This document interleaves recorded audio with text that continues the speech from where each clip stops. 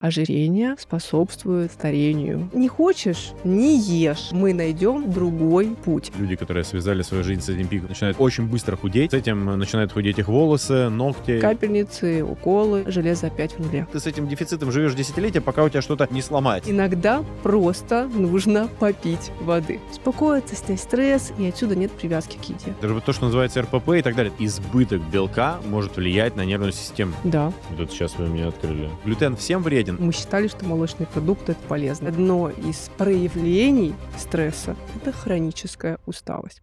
Друзья, всем привет! Несколько фактов о нашей сегодняшней гости.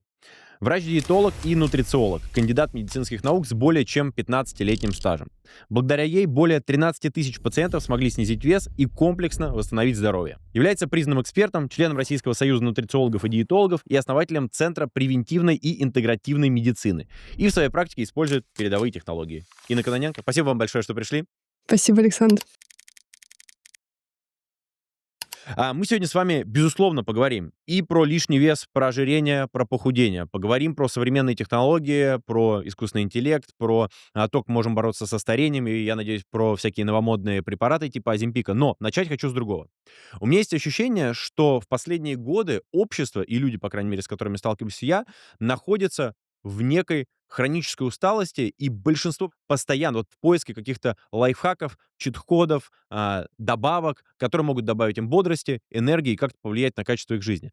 На ваш взгляд, насколько это может быть связано с питанием и с тем, что вообще вот этот ритм нашей жизни и питания очень сильно поменялся за последнее время? Безусловно, питание оказывает огромное влияние на хроническую усталость, но нам всегда важно провести дифференциальную диагностику. То есть какая изначальная причина? Действительно, очень часто люди, которые обращаются ко мне на консультации, предъявляют эту жалобу. То есть уже встал, уже устал. Мгм. Нет сил с самого утра. Почему это может быть?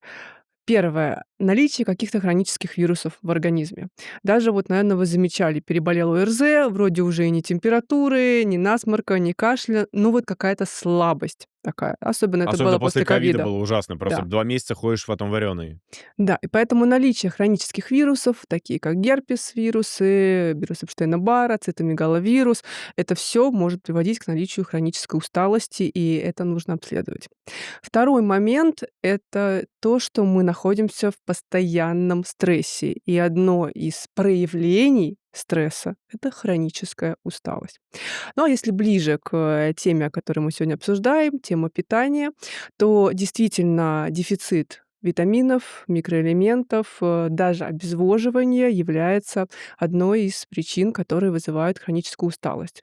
В 2024 году вышел метаанализ, а метаанализ — это самая высокая степень доказательности в медицине, которая указывает на то, что снижение количества воды в организме даже на 1–2% приводит к снижению когнитивных функций и физической активности. Иногда просто нужно попить воды. Да, может быть, это банально, но тем не менее факт. Я вас перебью здесь сразу. Буквально пару дней назад с друзьями разговаривали про воду. Я пью очень много воды, примерно 5 литров в день. И для меня это прям такая необходимость. Я встаю с утра, начинаю пить. И оказалось то, что многие мои друзья вообще не пьют воду. Они могут выпить стакан, потом выпить пару кружек кофе за день, и на этом все. Давайте сразу здесь зафиксируемся как такой полезный совет. Есть же вот эта вот норма про 2 литра воды в день. Она касается абсолютно любого человека, вне зависимости от его массы тела, роста и так далее. Правильно? То есть это просто базовый минимум наш. Не совсем. У нас есть определенная потребность в воде. Это порядка 30–40 миллилитров на килограмм веса тела. Мгм. Поэтому, конечно, если человек имеет более низкую массу тела, то, безусловно, он должен пить меньше воды, чем человек, у которого больше вес. В детстве мы пьем больше, чем в взрослом возрасте. Ну и, конечно, здесь мы учитываем и количество воды, получаемой в чистом виде, плюс не забываем, что в составе пищевых продуктов тоже есть вода. Мгм. Представьте себе, 100 грамм сушек содержит 11 миллилитров воды. Кроме этого, в результате химических реакций, происходящих в нашем организме, также образуется вода, примерно 700 миллилитров. И, конечно, это все нужно суммировать, когда мы говорим о количестве употребляемой Мгм. жидкости. Но в среднем Да, может быть, так человеку будет понятнее, около 2 литров. Но не меньше, чем литр, воды в сутки точно нужно употреблять. Мгм. Понял. Возвращаю вас обратно. Вы просто сказали то, что снижение буквально на 1-2% уже влияет на самочувствие. Идем дальше. Смотрите, давайте сразу здесь зафиксируем. То есть, если у человека есть некая хроническая усталость, ему нужно такое самодиагностику для начала сделать, да? Первое, понять, есть ли у него какой-то базовый стресс на работе, в жизни, еще чем-то. Соответственно, если стресса нет, он может переходить дальше, да? Вторая история — это некие вирусы, которые могут потенциально быть. Вот подтвердите или опровергните, у меня складывается ощущение, что в последние несколько лет, особенно как-то это вот после ковида, мне кажется, участилось, в целом организмы как будто бы более изнеможденные, что ли. То есть если раньше, там, не знаю, 6-7 лет назад, я вообще в целом не думал ни про какие добавки, ни еще что-то, а сейчас как будто постоянно есть потребность что-то вот подпить, какую-то витаминочку хочется, еще что-то. Это просто искажение мое конкретно, и я нахожусь в такой действительности, или в действительности вы видите вот срез по людям, то, что у людей больше не хватает микроэлементов, витаминов, еще чего-то. Во-первых, я могу сказать, что изменился ритм жизни. Если, когда я начинала работать 15 лет назад, нас учили стандартным нашим принципам питания, что Мгм. нужно употреблять пищу 5 раз в день, и люди на это охотно соглашались. Сейчас мне даже сложно уговорить человека порой поесть 3 раза, потому что просто некогда, такое количество задач у каждого из нас на сегодняшний день, что даже некогда поесть. Естественно, все эти задачи приводят к тому, что мы перенагружаем свой организм и входим в состояние хронического стресса. Мгм. Понял. Тогда, допустим, мы как бы вынесли вот за скобки стресс и какие-то вирусы, на которые нужно отдельно проверяться. Давайте возвращаемся к питанию. То есть каким образом это может влиять на вот эту вот усталость и насколько в действительности влияние питания, оно велико или это какой-то микропроцент? Это не микропроцент. Для начала проговорим по основным макронутриентам, то есть белки, жиры, углеводы. Существуют исследования, в том числе метаанализ, который я уже упоминала, говорящие нам о том, что если человек употребляет сложные углеводы, то это способствует повышению энергии. То есть продукты с низким гликемическим индексом. Что такое сложные углеводы? Это крупы, бобовые. Если мы говорим об употреблении простых углеводов, продуктов, имеющих высокий гликемический индекс, а это всеми любимые сладости, фрукты по большей части, то это, к сожалению, приводит к тому, что усиливается состояние хронической усталости. Хотя, казалось бы, в моменте человек вроде бы съел конфетку и Мгм. стало легче, энергии стало больше. Но в длительной перспективе это хуже, когда мы говорим про целый день, а не вот сейчас, там, сколько-то минут. Белок. А, Исследования показывают, что дефицит белка в рационе и в нашем организме снижает нашу энергию и повышает хронически усталость на 31%. Соответственно, отсюда нам важно хотя бы минимальная диагностика, проверка уровня общего белка в крови. Самый простой анализ, который делается даже по системе ОМС, оптимальный уровень белка 75-85 грамм в литре. Мгм. Референсные значения, они ниже 65-85, но в целом у нас существуют исследования, которые показывают, что все таки количество белка для хорошего качества жизни должно быть выше. Плюс мы всегда смотрим, сколько белка употребляется в течение дня. Потребность физиологическая в белке 0,8-1,2 грамм на килограмм веса тела. То есть, опять-таки, так же, как с водой, есть индивидуальные нормы. Но при этом есть исследования, которые показывают, что если человек в сутки употребляет больше, чем 90, по некоторым исследованиям 100 грамм белка, это приводит уже к перенапряжению наших систем пищеварения, и также систем там синтеза распада белка. То есть эти процессы начинают уже меняться в зависимости от того, сколько мы белка употребляем. То есть это более физиологичное количество, и так, чтобы этот белок был равномерно распределен на все приемы пищи. Мгм. Об этом про вот количество белка мы с вами чуть позже еще обязательно поговорим. Мне интересно это с точки зрения как бы такого взгляда, например, на жизнь человека, который много занимается спортом, да, потому что вот в спортивном мире там абсолютно другие взгляды на тему белка, и там 100 граммов белка — это для 50-килограммовой девочки, скажем так. Смотрите, а у меня сразу возникает вопрос. Вы приводите такие показатели, которые человек сам не может как бы идентифицировать, да, посмотрев на себя в зеркало. Правильно ли я понимаю то, что вообще за последние годы взгляд на диетологию и на питание, он очень сильно поменялся? Если 10 лет назад ты мог прийти к врачу, и он бы тебе сказал: вот тебе такая-то классическая диета, давай начинай как бы так питаться, мы дальше будем регулировать, смотреть. То сегодня все завязано на данных, на анализах, исследованиях, и в целом, как бы видя полный вот анамнез человека, ты можешь гораздо более точно подобрать то, что ему нужно, и буквально вот с точностью до миллиметра понять, что необходимо его организму.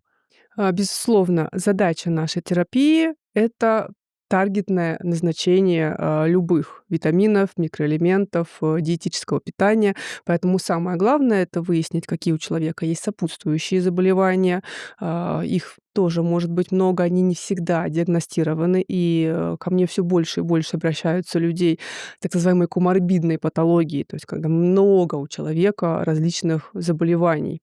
И, мы вынуждены исключать, ряд продуктов из-за Мгм. этого. Также мы, безусловно, оцениваем по анализам белковый, жировой, углеводный обмен. Причем недостаточно оценить только что-то одно, потому что в нашем организме белки, жиры, углеводы умеют превращаться друг в друга. И мы все эти обмены смотрим вместе. И как раз нарушение этих обменов является одной из причин в ряд возраст-ассоциированных заболеваний Мгм. и входит в этиологию и патогенез основных проблем, с которыми ко мне обращаются люди.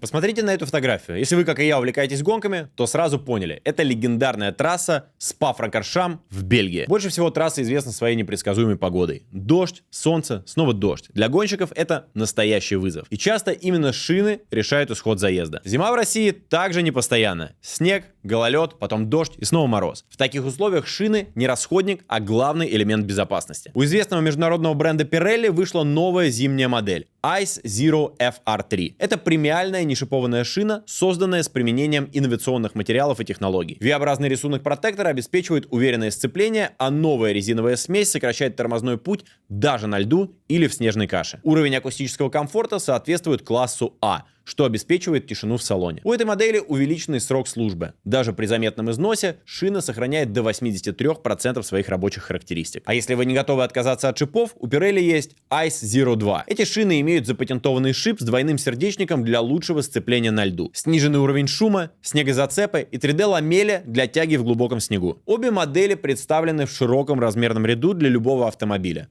От китайских до европейского премиум-сегмента. Покупая у официального дилера колесо.ру, вы получаете бесплатный шиномонтаж и расширенную гарантию Pirelli Tire Life. В течение года действует полная защита. Один ремонт или одна замена каждой шины при эксплуатационном повреждении без доплат. Если не хотите, чтобы каждая поездка превращалась в испытание погодой, я рекомендую выбирать качество и довериться тем, кто знает толк в настоящих гонках. Ссылка в описании. Поехали! Если мы возвращаемся к теме макронутриентов, то есть про углеводы поговорили, про белки поговорили, жиры. Важно также, сколько мы употребляем жиров с точки зрения хронической усталости. Считается, что достаточный уровень омега-3 жирных кислот, а это мы можем проверить прямым показателем, например, есть такой анализ, который называется омега-3 индекс. Мгм. И есть более простой маркер, который косвенно отражает нам уровень омега-3 в нашем организме, это липопротеины высокой плотности. Показатель, который входит в стандартную нашу липидограмму. И направление на нее можно получить у участкового терапевта и сдать по ОМС. Липопротеины высокой плотности на 50% состоят из белка, на 50% из омега-3 жирных кислот. Если их уровень будет более низкий, а это цифры меньше, чем 1,6 миллимоль в литре, то тогда мы можем говорить о том, что у человека есть дефицит омега-3 жирных кислот. Мгм. Соответственно, достаточный уровень омега-3 способствует снижению уровня хронического воспаления в организме. О нем тоже можем сегодня более активно поговорить. частая причина ряда заболеваний, которые у нас диагностируются. И, соответственно, омега-3 является противовоспалительным фактором, и таким образом снижается хроническая усталость, так как снижается уровень воспаления в нашем организме. Например, злоупотребление жирами, которые являются источниками арахидоновой кислоты, она является провоспалительным фактором, приводит к тому, что это воспаление будет усиливаться, и человек больше будет впадать в состояние хронической усталости. Это что это такое? Это откуда берется-то вообще? Например, сало. Мгм. Сало, Что это за свинина, баня без яйца сала? в курице. Очень прекрасно заходит. Но вот, к сожалению, людям с хроническим воспалением Мгм. сало есть не рекомендуется за счет того, что оно будет усиливать воспаление. Если говорить о дефиците каких-то витаминов и микроэлементов, правильно вы отметили, что сейчас люди зашли на сайты, везде все посмотрели, почитали. О ChatGPT боже, да, спросили. полезно для всего, все супер, буду пить. Принимает, результата нет, не помогло. Почему? Потому что, значит, лично у вас не было дефицита этого вещества. Если это выявленный какой-то дефицит, то, безусловно, его устранение приводит к снижению симптомов хронической усталости. В частности, дефицит витаминов группы В. Его устранение улучшает состояние хронической усталости больше, чем на 71%. Мгм. Устранение дефицита витамина D также снижает хроническую усталость больше, чем в 50%. Соответственно, железо тоже достаточно интересный для нас, микроэлемент, и мы часто сталкиваемся с состоянием железодефицита. Больше, конечно, у женщин, нежели чем у мужчин, но и у мужчин тоже бывают, такие состояния. Причем, когда, выявляется недостаточность железа, то, здесь нужно не просто вот, опять-таки, я попил, устранил, а мы всегда хотим найти причину. Что случилось в организме, что возник такой дефицит? Мгм. То есть, может быть, я чего-то не доедаю, или наоборот, у меня может быть какое-то хроническое заболевание, Да, которое подсасывает этот микроэлемент, да, что-то такое? да, Мгм. да, именно так. Потому что, когда мы говорим про дефицит железа, у нас есть даже 2 диагноза. Первый — это железодефицитная анемия по международной классификации болезней. Второе — это недостаточность железа. Для того, чтобы мы получили диагноз железодефицитная анемия, должны быть снижены показатели в клиническом анализе крови, такие как гемоглобин или гематокрит, или они вместе. Если показатели клинического анализа крови в норме, тогда мы уже смотрим сывороточное железо, ферритин, трансферин. И при снижении их уровня мы диагностируем недостаточное железо. Смотрите, прерву вас на секунду. Значит, у меня возникает такой вопрос. У нас наверняка будут смотреть 2 когорты людей, скажем так. Значит, первая когорта — это человек такой, не хочу использовать это слово, но тем не менее, такой несколько осознанный по отношению к себе. Он слышит, он чувствует: так, окей, у меня в действительности есть какая-то вот, какой-то недуг, там, хроническая усталость. Он услышал сейчас, пошел сдавать анализы, и потом результаты этих анализов понесет врачу, чтобы получить рекомендации. Но, как показывает практика, 99,9% людей этого делать не будут. Они поймут: окей, у меня может быть недостаток железа, вот чё я вялый. Он сейчас пойдет, купит добавку и начнет пить железо. Еще скажет: так, и омега-3, скорее всего, тоже у меня как раз вот я услышал, это у меня тоже 100% дефицит, я вот чувствую, симптомы прочитал, тоже пойдет пить. Вот на ваш взгляд, такая самодеятельность, когда мы в сегодняшнем мире, я сам грешу такими способами, Мгм. я что-то услышал, прочитал, мне показалось, послышалось, я купил добавок и начинаю их пить. Это лучше, чем не делать вообще ничего, или это, наоборот, может привести к каким-то негативным последствиям? Большинство, витаминов и микроэлементов у нас являются водорастворимыми, Мгм. поэтому, ну, наверное, небольшие периоды их употребления, в избыточном количестве, скажем так, не приведут к, неблагоприятным, последствиям в организме. Единственное, что вариант здесь может быть, что человек просто зря деньги потратил, потому что не получил, должного результата. То Мгм. есть организм все равно, конечно, избыток выведет. Но, если человек на постоянной основе, начал это употреблять, то это может привести к негативным последствиям. В частности, например, если мы говорим про железо, то в норме железо для нас является антиоксидантом, то есть помогает бороться нам с оксидативным стрессом. Это тоже одна из причин, ряда заболеваний в нашем организме.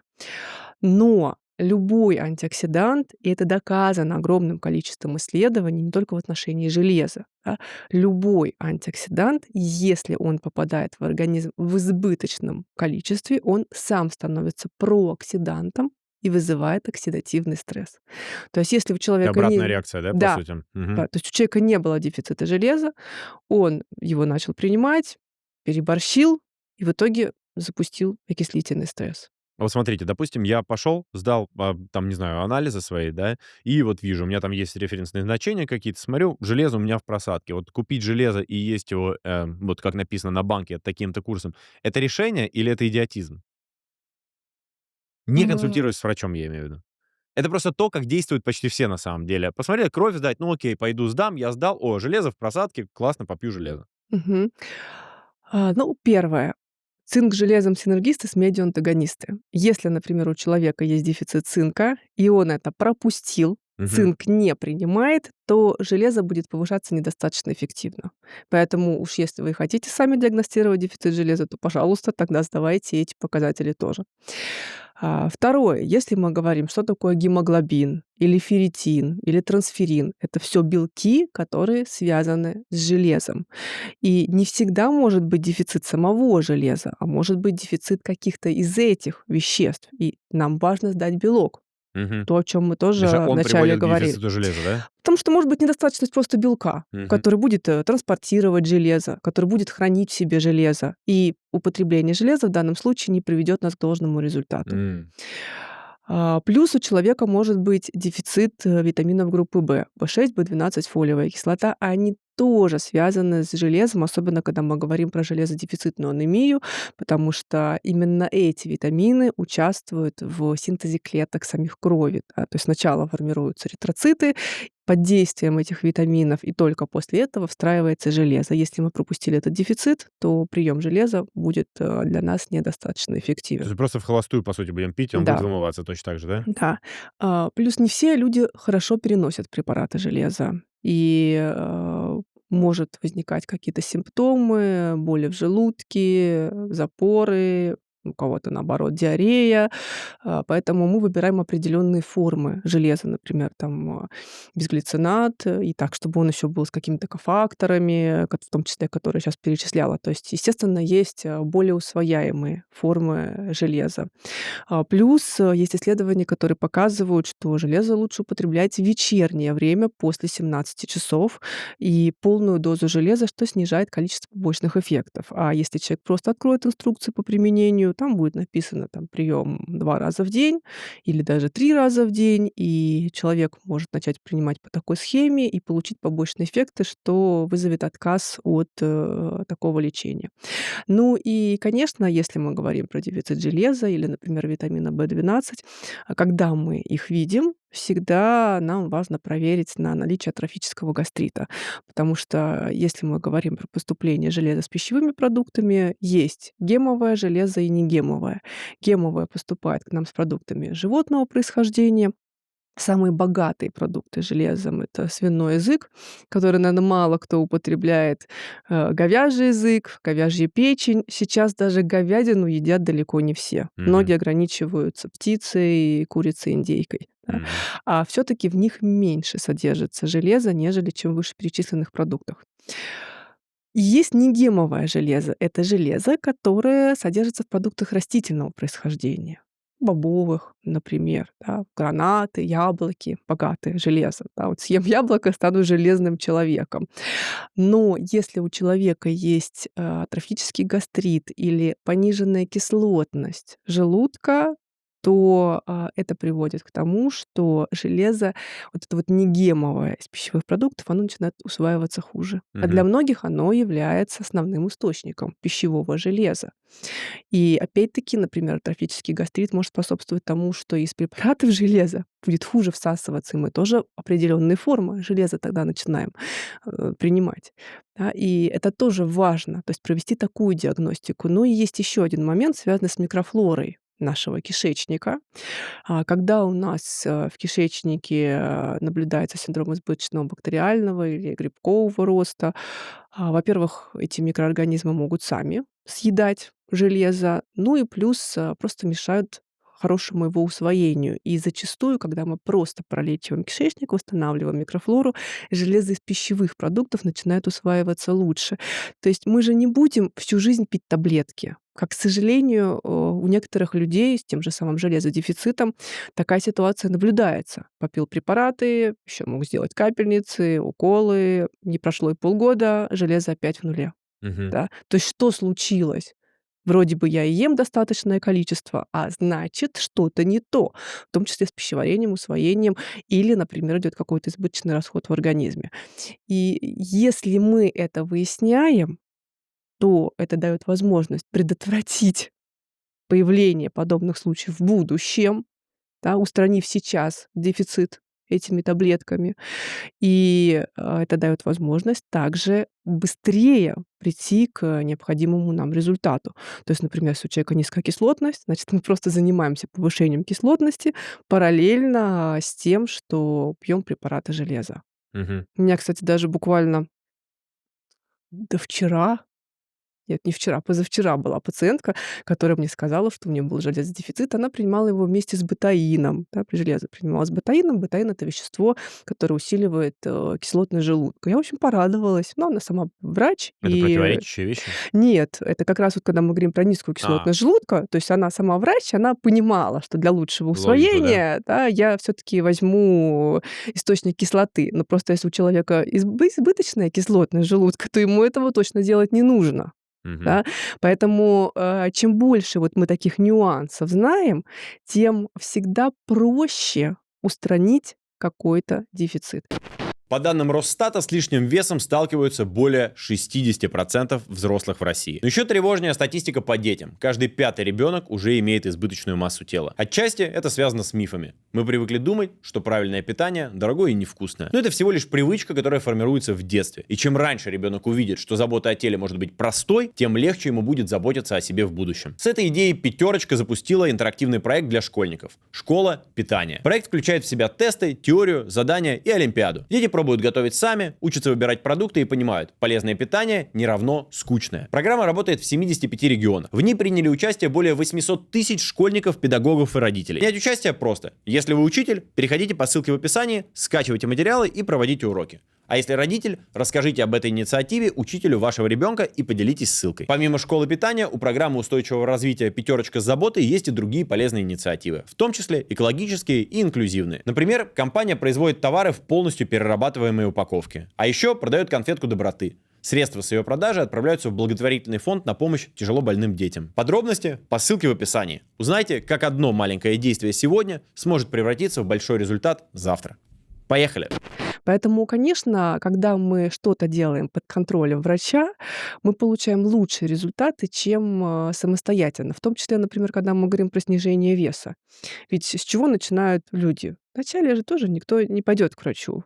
Ну, как это обычно бывает, там Пытаются не меньше есть, наверное, да, не просто, да? ешьте жирного, жареного, сладкого, соленого. Ну да. Все, человек начинает есть меньше, но он или не получает никакого результата, или получает его недостаточно, в итоге мотивация теряется, и килограммы нарастают вновь. Когда человек, например, приходит на консультацию к профессиональному диетологу, да, и получает там разработанный рацион питания, где учитано определенное количество белков, жиров, углеводов, калорийность этого рациона, количество приемов пищи, прописано, что человек ест, когда, там, с учетом всех сопутствующих патологий, дефицитных состояний.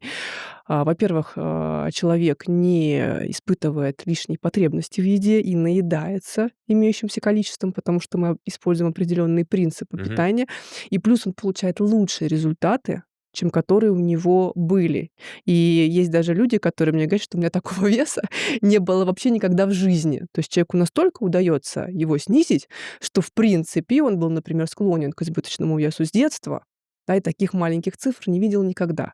Просто потому, что делал это сам. И вы это понимаете в любой профессии. То есть когда ты идешь своим путем, да, то начинаешь что-то тыкаться, смотреть, да, и, ну, в какой-то результат может быть не стопроцентный. Да. Для того, чтобы получить необходимую нам результаты решения, для этого, конечно, всегда лучше обращаться к специалисту, для которого это профессиональная работа, и он занимается этим. Мне кажется, здесь еще есть обратная сторона. Сейчас тоже она так набирает обороты. Это вот, собственно, люди, которые связали свою жизнь с Оземпиком и прочими препаратами, Мгм. они начинают очень быстро худеть, но вместе с этим начинают худеть их волосы, ногти и прочее, прочее, прочее, потому что они ничего не едят, условно, микроэлементов никаких нету, и, собственно, организм начинает просто-напросто загибаться, хотя лишний вес стремительно уходит. А И здесь, получается такая обратная да. реакция. А здесь я вам отвечу на вопрос, почему уходят волосы, ногти и все остальное.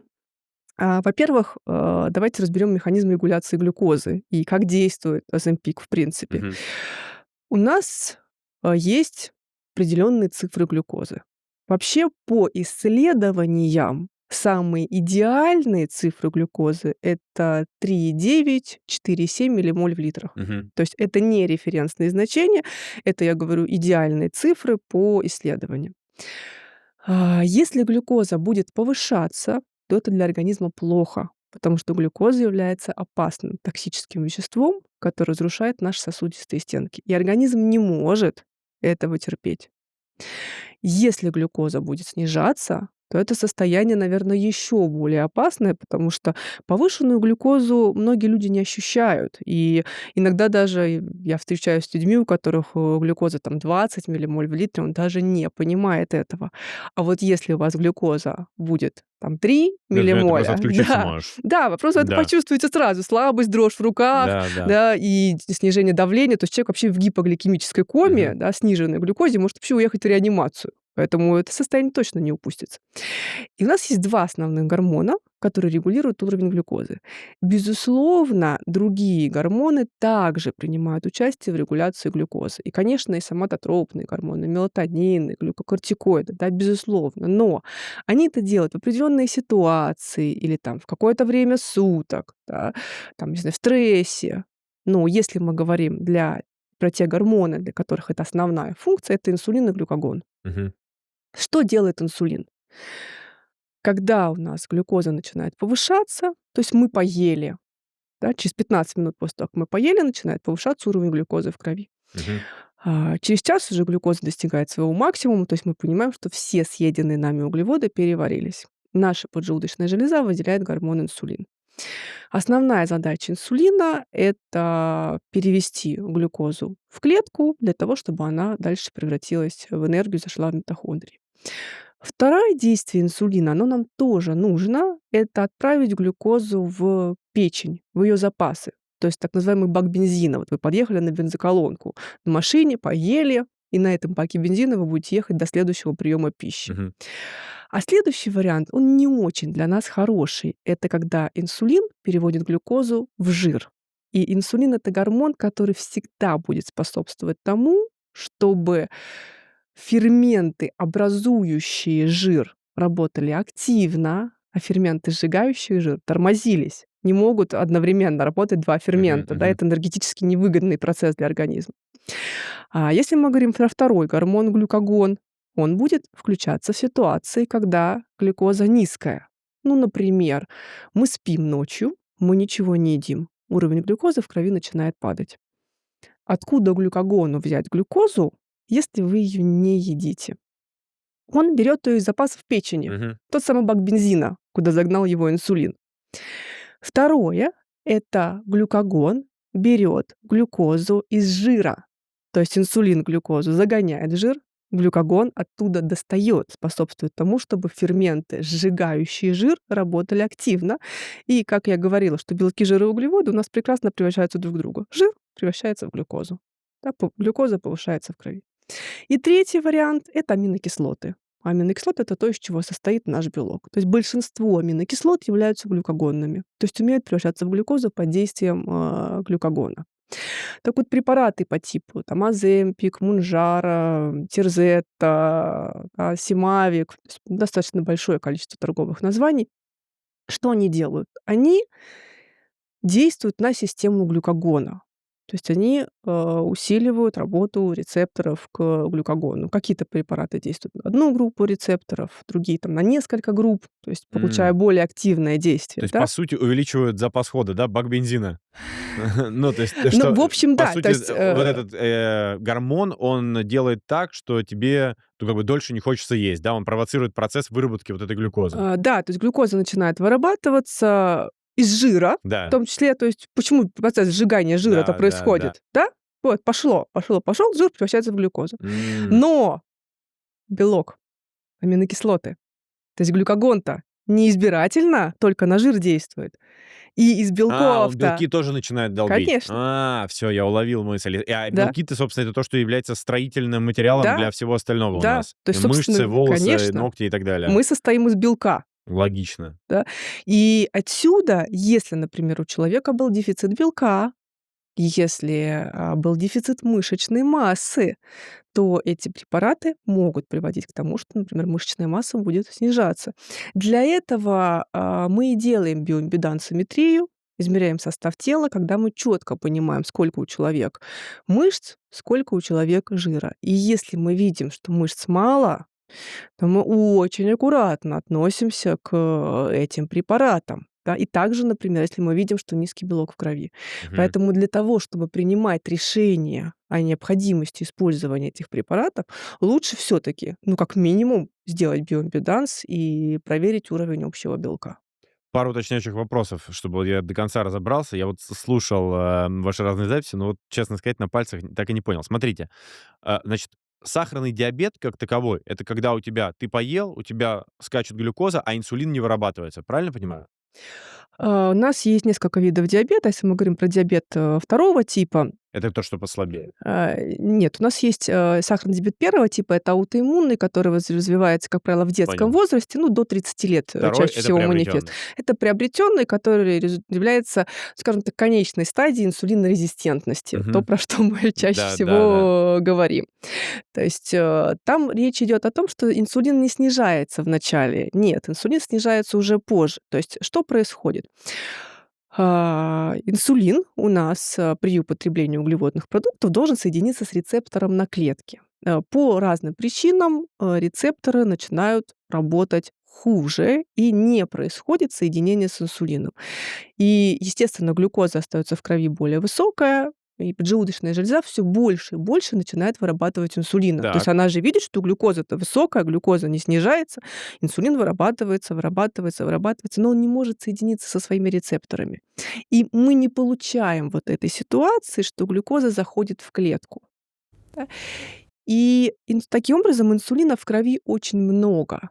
И когда мы говорим про только начинающуюся инсулинную резистентность, при этом глюкоза еще нормальная, а мы видим высокий уровень инсулина, потому что включается еще стадия адаптации. То есть организм снижает глюкозу за счет того, что очень-очень сильно повышает инсулин. Все-таки он в конечном итоге соединяется с этими рецепторами. Просто за счет Да? количества, За да, счет берет количества. количеством. Да. Дальше уже этого количества недостаточно, чтобы регулировать уровень глюкозы. И мы видим повышение глюкозы. То есть высокий инсулин, высокая глюкоза. Еще выше инсулин, еще выше глюкоза. И когда это уже достигает определенных цифр, ставится диагноз сахарный диабет второго типа. И он может закончиться тем, что если человек не будет соблюдать диету, не будет принимать сахароснижающие препараты, там, снижать вес в случае, если это Мгм. есть, это не всегда может быть у людей с сахарным диабетом, но зачастую, то это приведет к тому, что поджелудочная железа просто не сможет больше вырабатывать инсулин, и такой человек остается без инсулина. И, по сути, вот то, что люди сходят с помпами, вот это и так далее, это они искусственно, да, себе там поел, нажал кнопку, и тебе поступило в кровь инсулин, условно, Да, да? да. Вот в чем логика. Но, чаще всего вот эти помпы все таки носят люди с диабетом первого типа, нежели чем М. второго. А Мгм. это диабет первого типа подразумевает, что у человека И изначально не не работало, да? вырабатывается инсулин, да. Но, есть и такие люди с диабетом второго типа, которые, к сожалению, могут, прийти к этому состоянию. Мне, слава богу, в практике такие не встречались, но в теории я это Все, знаю. у меня логика встала на свои места. То есть, как бы говоря про диабет, история такая: скакнула глюкоза, там рецепторы не работают, организм долбашит инсулин, чтобы хоть как-то взялось, да, и вот у тебя повышаются и те показатели. Соответственно, а препараты по типу Оземпика, они делают то, что то есть почему это же изначально препараты для диабетиков, Да. Вот, соответственно, ты уколол, и у тебя, получается, меньше вырабатывается, когда ты поел, меньше вырабатывается глюкозы, и плюс тебе меньше хочется есть, и у тебя меньше вот этих скачков. И за счет этого у тебя как бы балансирует организм, правильно? Да, плюс, есть такой еще момент, что эти препараты снижают моторику желудочно-кишечного Да. тракта, и, ну, человеку не хочется есть просто потому, что, ну, у него еда остается в желудке. Мгм. Но опять-таки здесь нужно понимать, что если у человека изначально, например, атрофический гастрит, и он и так не в Это вообще состоянии катастрофа, достаточным да? У него образом просто переварить еду, полностью проблема как бы да, то есть это в квадрате. конечно. Или, например, если у человека запоры, Мгм. это может усугубить запор, да. И есть еще один момент. Да, в идеале, эти препараты способствуют тому, что человек начинает меньше хотеть есть, и за счет этого происходит снижение веса. И исследования многие, они как раз это и показывают, что снижение веса происходит, потому что человек начинает меньше есть. М. Но я сталкиваюсь с такими ситуациями, когда, человек даже на фоне использования этих препаратов не снижает количество еды в рационе. Ну, не получается у него. Ест столько же, и вес снижаться не будет. Или, например, есть люди, которые на фоне, использования этих препаратов начинают есть больше, и тогда вес начинает нарастать. Безусловно, конечно, у меня, наверно, своя статистика, потому что, как вы говорите, что если человек там где-то самостоятельно, хотя препарат выписывается по рецепту врачом, Ну, да, знаете ну, разные знаете ли. ситуации, да. Человек самостоятельно услышал, начал использовать, получил идеальные результаты. Ну, зачем идти к врачу, да? Поэтому, наверно, ко мне приходят те люди, как раз которые оказались в вышеперечисленных ситуациях, и поэтому моя-то статистика говорит о неуспешном использовании этих, препаратов, да, у людей, которые обращаются ко мне. Поэтому я все-таки больше склоняюсь к другим, методам снижения веса, к работе в долгую над, именно формированием здорового образа жизни. Плюс есть такой момент, когда мы говорим про голод, почему он возникает. Одна из причин — это тот же дефицит, витаминов или микроэлементов, с которого мы начали. Есть такое понятие, как микроэлементарный голод. То есть человеку чего-то не хватает в организме. Мгм. А для чего нужны многие витамины и микроэлементы? Они входят в состав ферментов. Что делают у нас ферменты? Это не пищеварительные ферменты, с помощью которых мы Белки переварили синтезируют. еду, да. Это ферменты, которые ускоряют все химические Мгм. реакции в нашем организме. У нас огромное количество этих ферментов, и, естественно, когда одно вещество превращается в другое, следующее, следующее и так далее, мы приходим к какому-то конечному результату, в том числе, например, получение энергии и, правильный расход энергии в организме. Если у нас есть дефицит чего-то, а это может быть одно, 2, 3, это может быть и 10 наименований. Один фермент не работает, второй, третий, тут не хватило чего-то, да, и в итоге снижается скорость химических реакций, то есть мы не можем быстро, оперативно получить энергию, и также мы не можем ее израсходовать. Для нас энергия — это основная валюта, которой мы расплачиваемся за все процессы, происходящие в нашем организме. И, отсюда человек начинает есть больше, и, например, у человека набирается вес. Когда мы устраняем дефицит витаминов и микроэлементов, то человек в принципе начинает есть меньше. Нам не нужно такое большое количество калорий. Это тоже важно. Мне прям, мы сейчас об этом с вами обязательно поговорим, но у меня тут прям такое, знаете, внутреннее несогласие возникает. Может быть, я, конечно, не совсем здоров, но тем не менее. Мгм. Давайте, 2 коротких вопроса, чтобы закончить эту тему. Первое, такой подводя итог. На ваш взгляд, использование данных препаратов без чуткого контроля врача — это опасно? С моей точки зрения, да, как минимум какую-то первичную диагностику все таки и одобрение врача о том, что эти препараты вам необходимы, Мгм. лучше получить, и что других вариантов снижения веса, например, нет. Да, или Мгм. или регуляции уровня глюкозы, если мы рассматриваем эти ситуации. Отлично. И второй вопрос. У меня не так давно был подкаст с онкологом, и мы разговаривали, собственно, на тему онкологических заболеваний. И его мысль была такая, что в целом ожирение и лишний вес сейчас переходит просто в стадию массовой пандемии, а не просто проблемы общества, да, какой-то локальной. И что настолько много людей страдают лишним весом, и как бы ключевая мысль там в том, что чуть ли ли не 20% всех онкологических заболеваний, они выходят именно из этого, из того, что у людей есть лишний вес. И ему как раз тоже я задавал вопрос на тему подобных препаратов и прочего. Он говорит, что нету как бы ничего хуже жира твоего избыточного, поэтому как бы если для тебя препарат — это возможность избавиться от лишнего веса и тем самым на 20% снизить вероятность возникновения раковых опухолей, то это как бы отличный способ, скажем так. Насколько вы согласны с этим или не согласны? Безусловно, ожирение — это причина достаточно большого количества заболеваний, связанных с ним. И поэтому, конечно, снижение веса, разными способами, естественно, будет являться эффективной стратегией, да, в Мгм. борьбе с этими заболеваниями, в их профилактике, да, или лечении.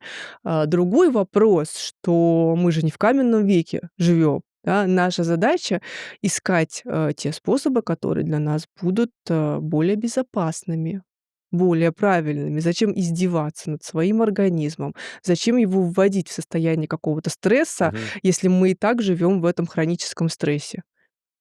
Ну Потому да. что, опять-таки, мы говорим не про то, что это какая-то временная диета. Это образ жизни человека, потому что недостаточно снизить вес. Наша задача, удерживать его.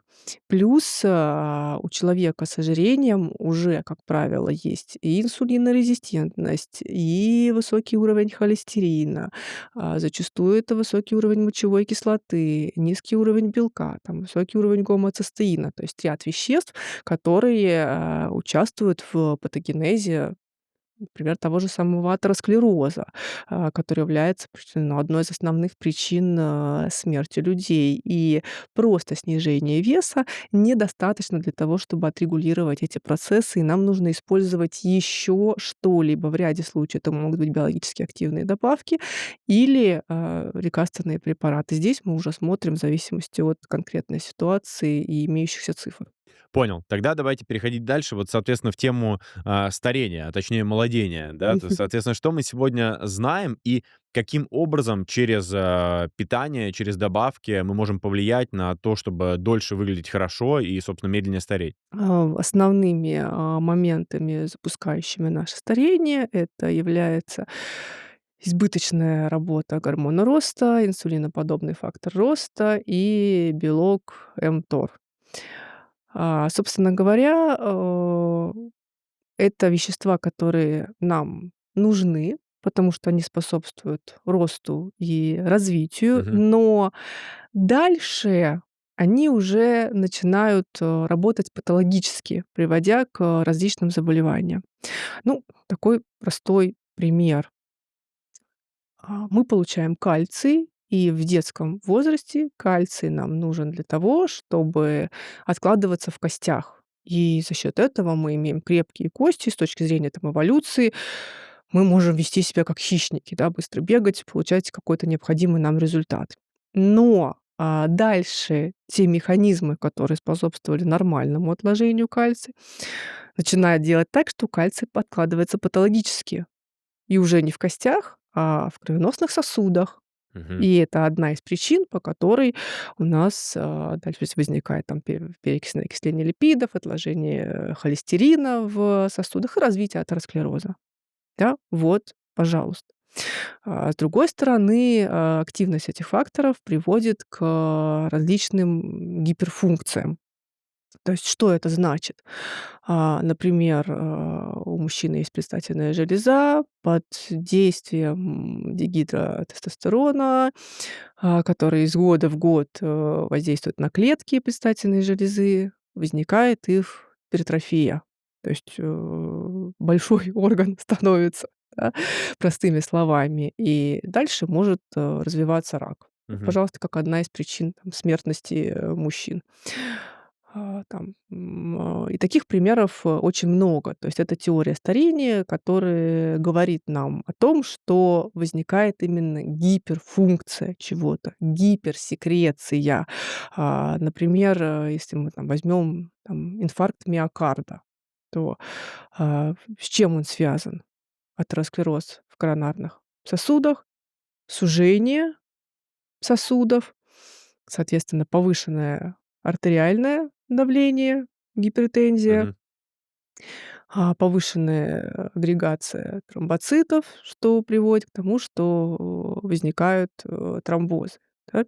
И каждый из перечисленных вот этих факторов связан с тем, что начинает сильно, активно работать, там, в том числе гладкомышечные клетки кровеносных сосудов, артерий.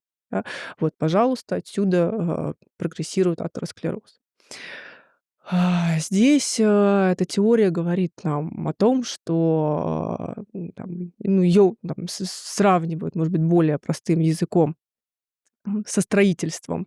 Например, там закладывается ковер на пол, да, вроде лежит ковер, все хорошо. Но когда этого ковра становится много, то есть сверху еще слой ковра, ковра, ковра, ковра, в итоге, человек уже просто не может открыть дверь и не войти в дом, не выйти из дома. Да, вот как, пример. Другие теории, старения, которые, с одной стороны, были более классические, но они вытесняются этими современными, теориями. Они говорят о том, что происходит ряд повреждений в нашей клетке, и клетка утрачивает свою функцию. То есть если там нам говорилось о том, что, наоборот, гиперфункция возникает, то здесь нам говорят о том, что клетки утрачивают функцию. Есть определенные факторы, которые на это влияют. Это могут быть, наши внешние факторы, но мы, к сожалению, на них не можем повлиять. Это то, что происходит во внешней среде. Есть, внутренние факторы. Это, соответственно, гликирование. Гликирование — это и есть избыточное количество глюкозы, которое начинает разрушать, ряд белков, которые есть у нас в организме. Собственно говоря, один из показателей, которые мы также легко можем посмотреть в крови — это гликированный гемоглобин. То есть гемоглобин — это белок, Мгм. гликированный — это значит разрушенный глюкозой. Причем, глюкоза разрушает абсолютно разные белки в нашем организме. Если гемоглобин — это короткоживущий белок, то есть и длительно живущие белки. И, например, разрушение там того же самого коллагена, ну, в том числе приводит к тому, что формируются морщины. Вот как момент, той же самой гликации. Каким образом мы можем с ней бороться? Во-первых, исключать простые углеводы из своего рациона, лечить инсулинорезистентность и не употреблять продукты, которые являются источником вот этих конечных продуктов гликации. А что это за продукты?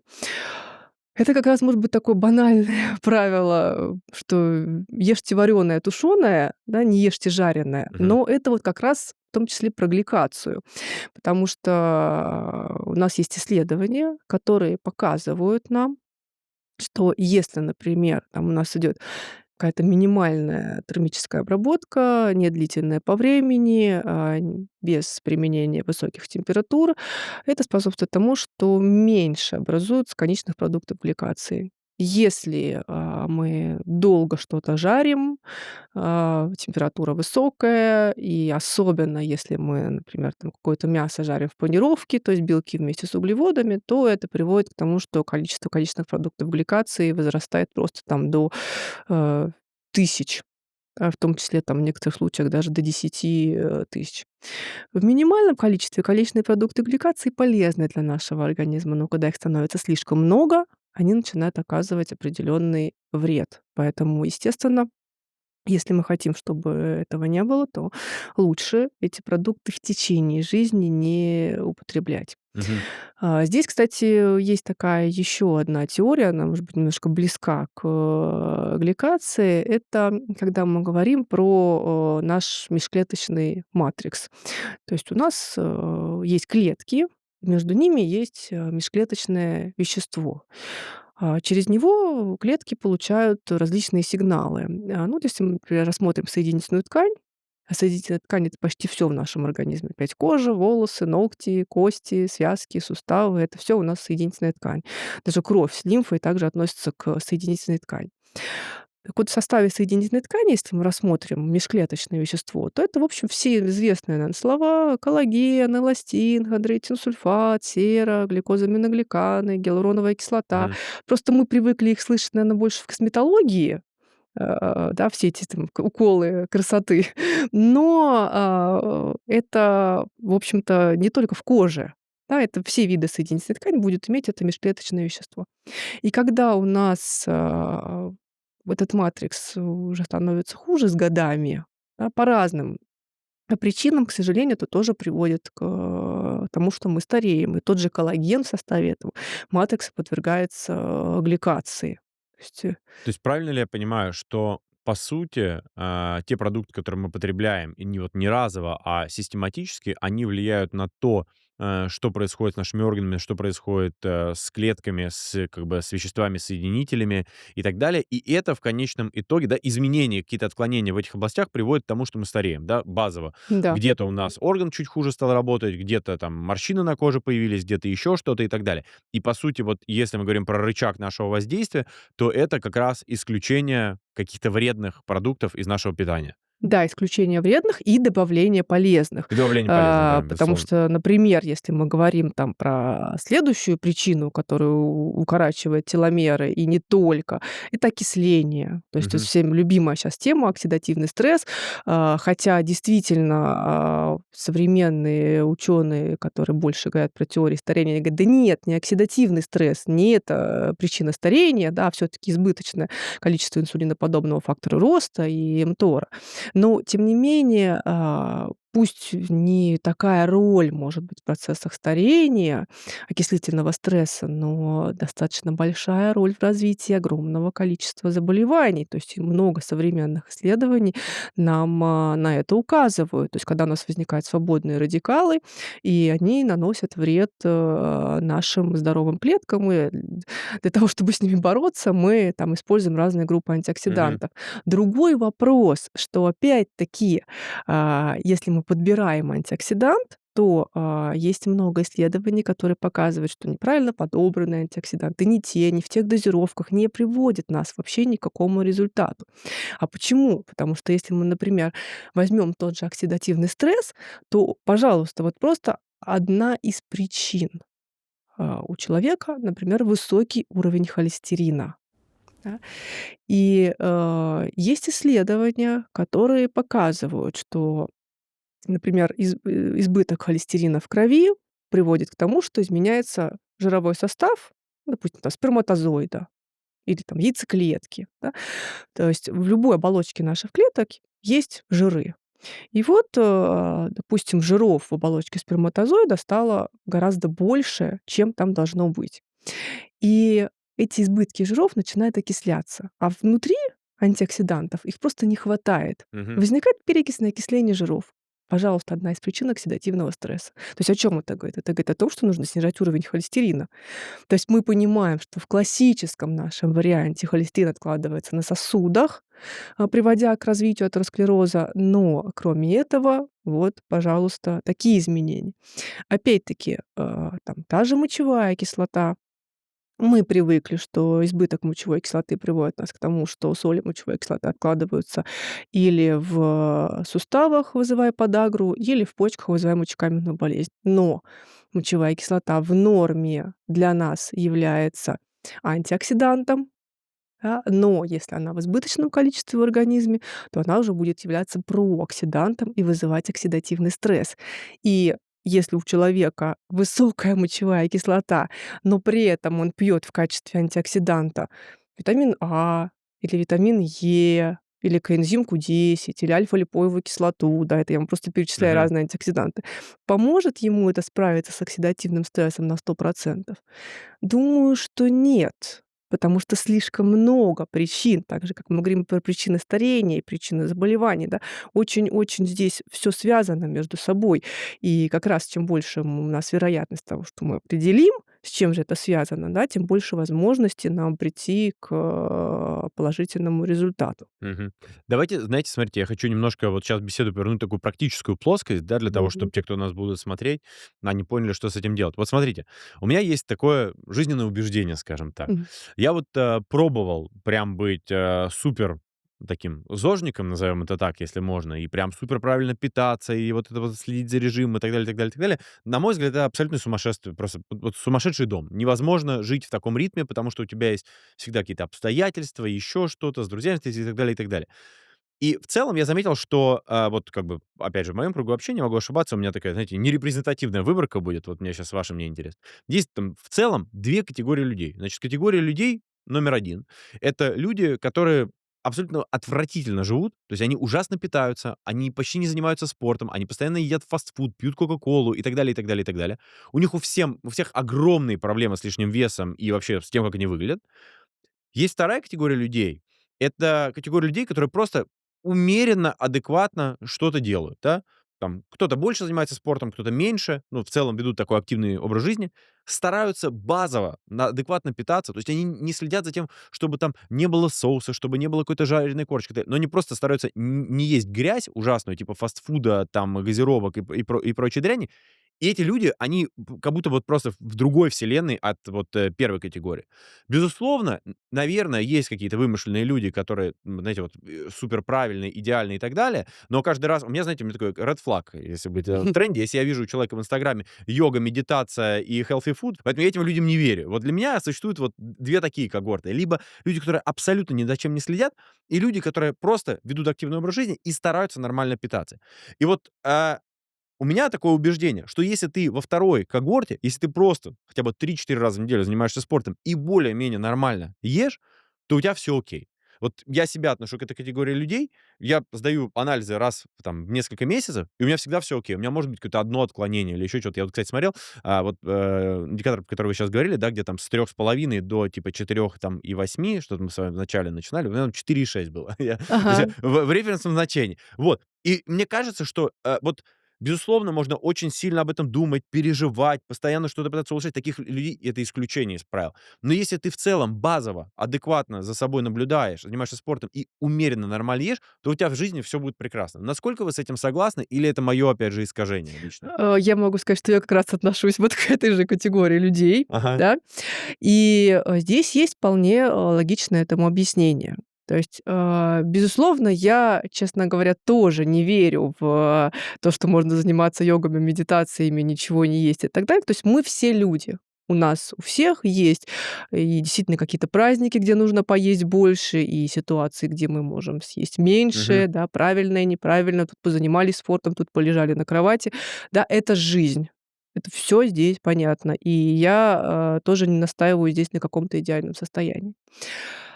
Но здесь есть один такой нюанс. Есть ряд людей, которые как раз вот из этой категории. Из первой. Да. Мгм. Это люди, которые, ну, например, изначально стали есть больше по разным причинам. Кто-то просто в детстве, ездил к бабушке в деревню Бутерброды с колбасой и и майонезом. да, бабушка кормила там, не знаю, парное молоко жирное, Да. да, булка, пирожки. И, пришло перенапряг систем нашего организма, в том числе там той же системы инсулина, да. То есть, ну, слишком много человек, там плохо ел, да. Или, например, сначала были голодные годы, потом начал хорошо зарабатывать, пошли рестораны, еда, алкоголь, да, избыточное количество. Все, то есть на каком-то этапе организм сорвался. То Мгм. есть То есть прошла это вот эта такой, это уже адаптация. паттерн такой, да, устойчивый, по сути, сложился. Да, то есть, ну, возникла так называемая, условно, там, вторичная инсулинорезистентность. Ну, у нас же есть исследования, которые показывают, что там высокий уровень триглицеридов, а триглицериды — это жиры, в которые превращается глюкоза, замедляет обмен веществ. Мгм. Да, то есть человек, который уже вступил в инсулинорезистентность, он дальше уже будет сложнее удерживать вес, нежели чем человек, у которого нет инсулинорезистентности. Вы клоните к тому, что у человека, если с детства сложилось, то ему недостаточно просто, да, условно, спортом начать заниматься. Да, может, это и не с детства, я говорю, это может быть там со студенческих Мгм. лет, позже. Кто-то просто женился, до этого его не кормили, бедного несчастного. Вдруг жена вкусно готовит и стал много есть. Разные причины рассказывают люди. Да, но в основном это, ну, по каким-то причинам стали есть больше. Да? И здесь есть тоже такой момент, что, например, когда мы говорим про здорового человека, Вот у вас есть изначально уровень глюкозы 4,6, как вы уже Мгм. похвастались, да? Да, из-за меня было Миллимоль я в никогда сам литре. просто не смотрел анализы, я их всегда отправляю как бы врачу, и все. Но я слушал вас, думаю: "Так, интересно, а какой у меня?" Смотрю 4,6, думаю, вроде в норме. И вот, соответственно, ну, считайте, вы поели, да, Да. и у нас пошло повышение глюкозы. И вот, допустим, вы съели целый торт, вот прям один за раз, Мгм. да. Ну, хорошо, глюкоза через час поднимется, ну, до 8,5. Ну, ладно, может быть, до 9, ну, до 9,5 миллимоль в литре, ну, может быть, зависимость от размера торта и скорости его Ага. употребления, да. Но через 2 часа, если вы человек здоровый, ваша глюкоза будет 4,6. То есть он выровняет, потому что Да, как бы есть, да. опять же, рельсы То есть определенные. разово может инсулин сработать, и все будет хорошо. Но когда вы каждый день ели эти торты, М. да, и возникла инсулинорезистентность, она могла возникнуть и по другим причинам, да. Но вот человек, у которого есть инсулинорезистентность, он съест гречку, и у него глюкоза поднимется, ну, условно, так же, как у здорового человека, который съел торт. И у М. него глюкоза не вернется в первоначальные цифры. В этом и есть разница между здоровым и больным человеком. Это первый момент. Зафиксируем сразу такой маленький. Да, Инсулинорезистентность — это вот то, что до диабета, да, преддиабет, по сути, да? То есть да, такая начинающая стадия, скажем да. так. Мгм. Окей, все. Второй момент, который здесь тоже имеет, большое значение — это, психологическая привязка к еде. То есть люди, и такие люди, как правило, не склонны к набору веса, которые не соотносят еду с, какими-то ситуациями, происходящими в его жизни. Негативными или, наоборот, положительными, да. Я ем, потому что я голодный, да. Мне хватило небольшое количество еды для того, чтобы удовлетворить свои потребности. Все. А есть люди, у которых вот, не знаю, начальник накричал на работе: "Ну, пойду чаю с Закусить, пирожным да? попью", да. Или "Я сегодня молодец, да, я сделал что-то хорошее, меня похвалили, надо отметить, пойду чай с тортиком". Или, у человека такой, стресс, в течение дня, да, много работы, задач, пришел вечером, просто уже не отключиться ни от чего, да, нужно снять вот этот стресс, расслабиться. И, как вариант расслабления такой человек может воспринимать еду или алкоголь. Да, это может Мгм. быть просто избыточное количество еды, это может быть злоупотребление сладким, там, употребление ряда алкогольных напитков. То есть, ну, здесь можно варьировать, да. Но это психологическая привязка к еде. То есть как бы я ни устала на работе, что бы со мной ни произошло, да, как бы меня ни наругали или не похвалили, я не съем больше. Я съем ровно столько, сколько мне нужно, да. А такой человек будет есть больше, да. И, это люди, которые в том числе, ну, срываются с диет, да. То есть чуть что пошло не так, сразу срыв с диеты. Почему? Потому что все, что мы в нашей жизни делаем, мы делаем на силе воли. Да, мы встаем по будильнику, да, идем на работу и так далее. Но когда мы оказываемся в ситуации стресса, наш волевой ресурс начинает теряться. Мгм. И в зависимости от того, ну вот насколько сильный стресс и насколько мы подвержены этому изменению волевого ресурса, настолько человек начинает срываться. То есть кому-то достаточно просто переесть, а кто-то не встанет на работу и скажет: "Пошла эта работа. Да, не хочу я сегодня вставать по будильнику и куда-то идти. И мне все равно. У меня стресс". Мгм. Ну, то есть, смотрите, это же уже не имеет отношения к питанию скорее. Это же вот то, что называется РПП и так далее. Это же больше уже такой уход, в психологические какие-то проблемы человека, в психологические привычки его. Правильно? Да, безусловно. И действительно есть ряд людей, которые работают с психологом. И опять-таки, у нас не так много психологов, занимающихся пищевым поведением. Мгм. Но работа с психологом — это работа очень длительная для того, чтобы все таки изменить, свои пищевые привычки.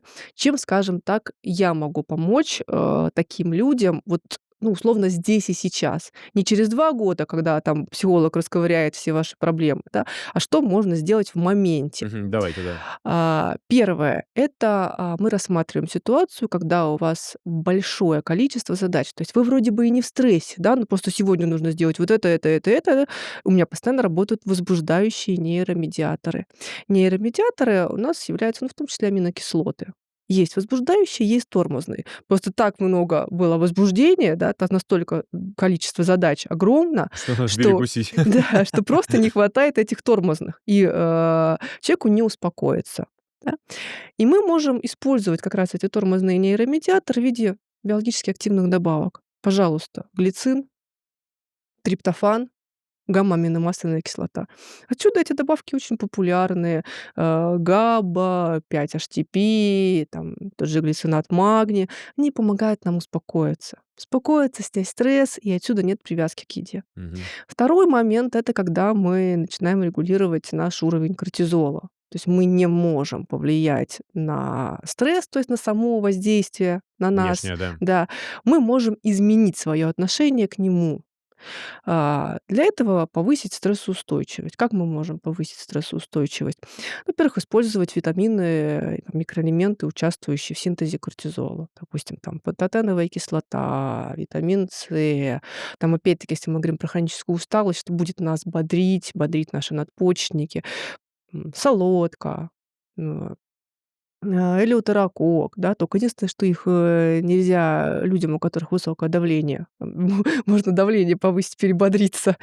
Вот, да. Те же самые там малаты, там магния малат или цитрулина малат. Вообще малат цитрулина — очень классная штука для вот того, чтобы в моменте убрать хроническую усталость, да, пожалуйста, Мгм. там, вот выйти из этого состояния. Потому что, кстати говоря, хроническая усталость — это тоже момент, который люди могут заедать.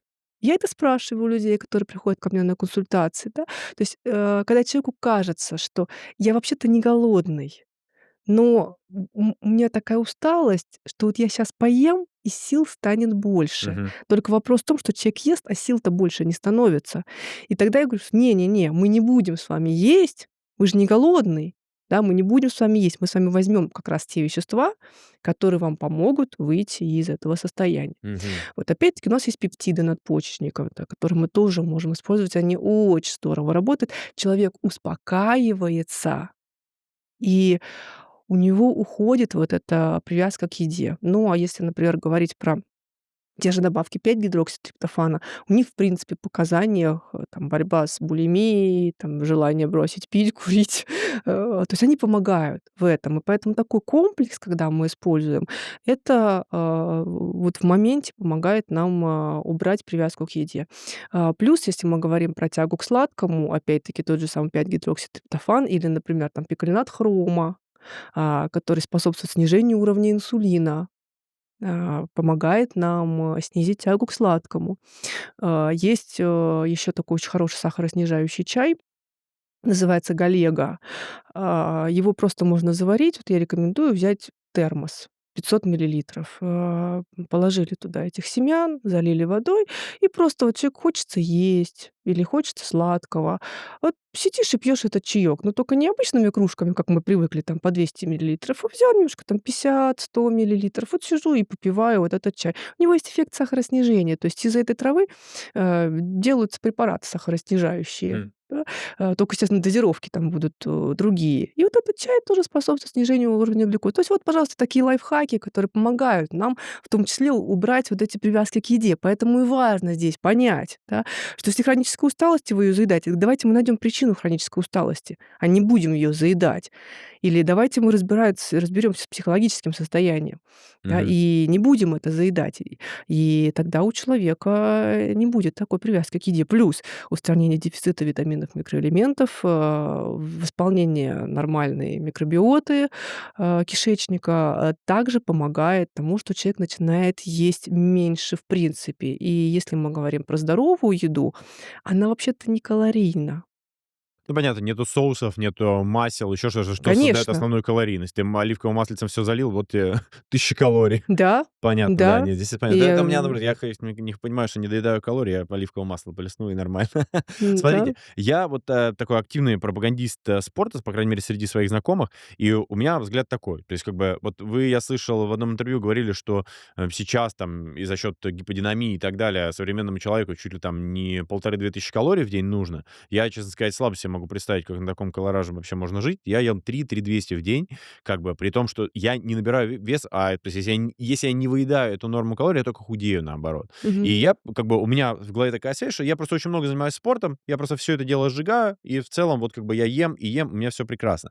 И у меня, по крайней мере, мой взгляд на ситуацию такой, что как бы если человек много реально занимается спортом, и он активен в жизни, там, не знаю, 5 раз в неделю хотя бы, да, то он может есть спокойно, есть все что угодно, и у него никогда не будет проблем с лишним весом и так далее. Насколько это так или не так? И давайте вынесем за скобки ситуации, Мгм. когда у людей 100 килограммов лишнего веса. Мгм. Как бы отдельный, я думаю, все-таки случай уже. Да, такие люди есть, да.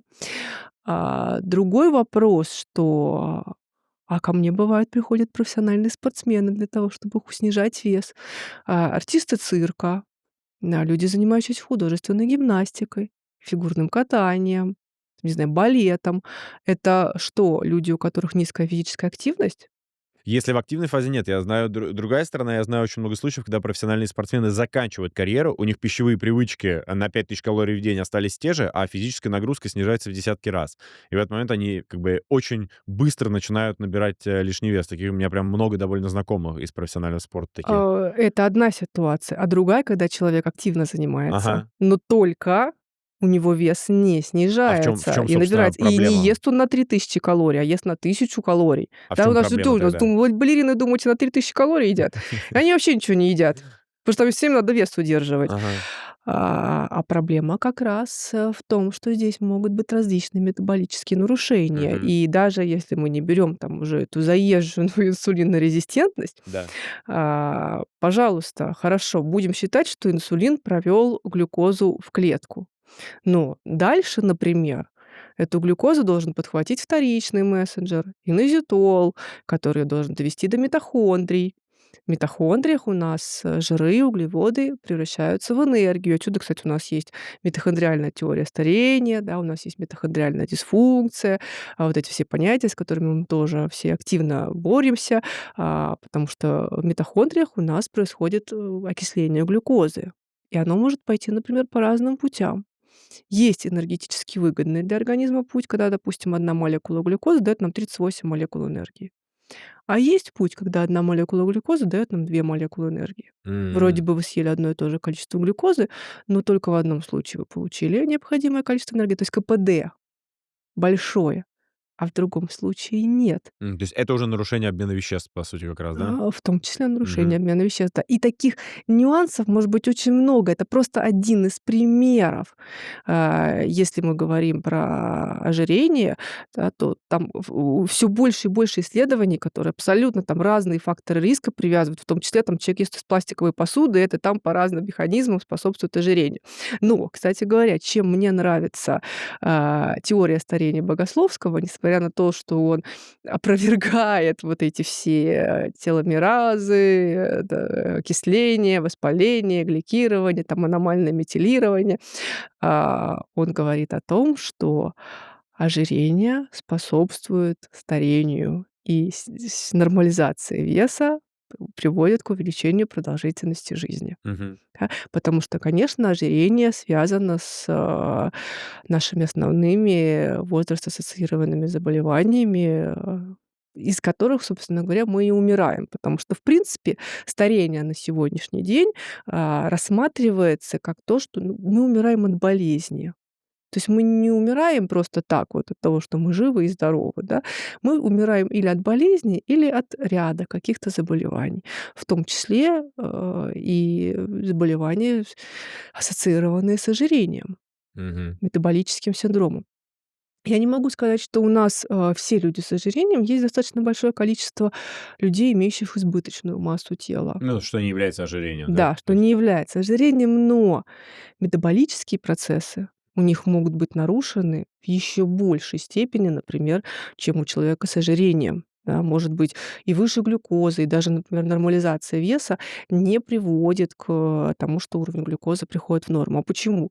Потому что, если мы говорим там про белки, жиры, углеводы, только 30% мы получаем с едой, 70 мы синтезируем в организме. И если по каким-то причинам нарушились процессы синтеза, то вы все равно будете видеть, высокие цифры Вот это глюкозы, То холестерина, есть, по там сути, низкие ты цифры в по стопку белку. закидываешь то, что нужно, да, но оно внутри правильным образом не синтезируются, и ты недополучаешь из того, что, казалось бы, ты можешь взять микроэлементы, ты их не получаешь просто-напросто, да?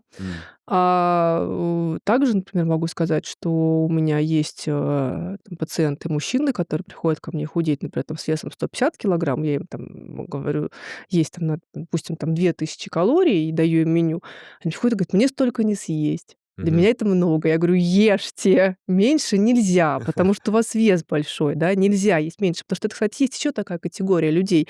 Вы тут наблюдаете такие категории, да, вроде нормально или сильно Мгм. избыточно. А есть еще, люди, которые как раз ничего не едят, и у них, избыточный вес, и Да, он я не здесь, может если что, на правду снизиться. не претендую. Тут эксперт вы, не я. Я вижу только узкий круг какой-то с каких-то своих знакомых, поэтому я там уверен, что мои данные, они ошибочные. И М, просто есть то, что в моем восприятии. Я уверен, что есть гораздо больше разных случаев, и там ни в коем случае, там, я понимаю то, что многие люди там годами пытаются бороться с лишним весом, у них это не получается, это огромная проблема, как бы, да, то есть я тут ни в коем случае не с колокольни того, что я тут знаю, как жить надо.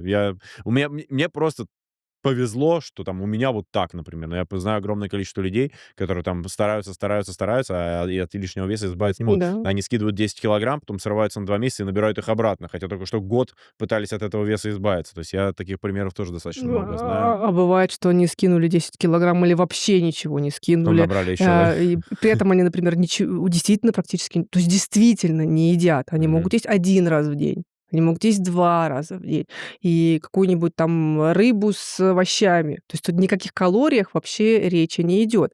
И в данном случае я, наоборот, человеку говорю, что нет, давайте мы все таки с вами начнем есть более адекватное количество калорий, потому что здесь мы уже уходим в другую сторону. Ну, такой, может быть, банальный пример из жизни. Ну, вот, не знаю, бабушка в Советском Союзе купила скатерть, но эта скатерть у нее лежит в шкафу, и она ее ни разу на стол не положила, она уже и умрет скоро, да, а Мгм. скатерть все еще лежит в шкафу. Праздничная. Да, потому что человеку кажется, что вот-вот, вот сейчас будет дефицит какой-то, когда организму показывается: да нет, нет никакого дефицита. Используешь скатерть, порвется, испачкается, купим другую. Да, Мгм. проблем не будет. По сути, в режиме сохранения, да, организм Да, находится в таком. да, и для того, чтобы этого не было, то есть организму нужно опять-таки показать, что у него всего достаточно. Можешь спокойно избавляться от лишнего, у нас все есть, Да, да? да, у Мгм. нас все есть, поэтому можешь нормально синтезировать энергию, да, потому что у тебя, достаточное количество витаминов, микроэлементов, да, и всего, там, белка, да. Потому что когда мы говорим про состав ферментов, то в состав, всех, этих ферментов входит белок. То есть когда у человека все в хорошем количестве, ему действительно, не нужно сильно большое количество еды, и, проблем с весом не будет. Понял. Раз уж мы с вами про еду и какие-то штуки, у меня есть, знаете, список коротких, но таких важных вопросов, которые витают как бы в облаках достаточно часто. И, собственно, это то, что, мне кажется, в сегодняшних реалиях муссируется. Я прям... Это короткие вопросы позадаю, чтобы вы сказали, что правда, а что нет. Значит так, смотрите, вот глютен.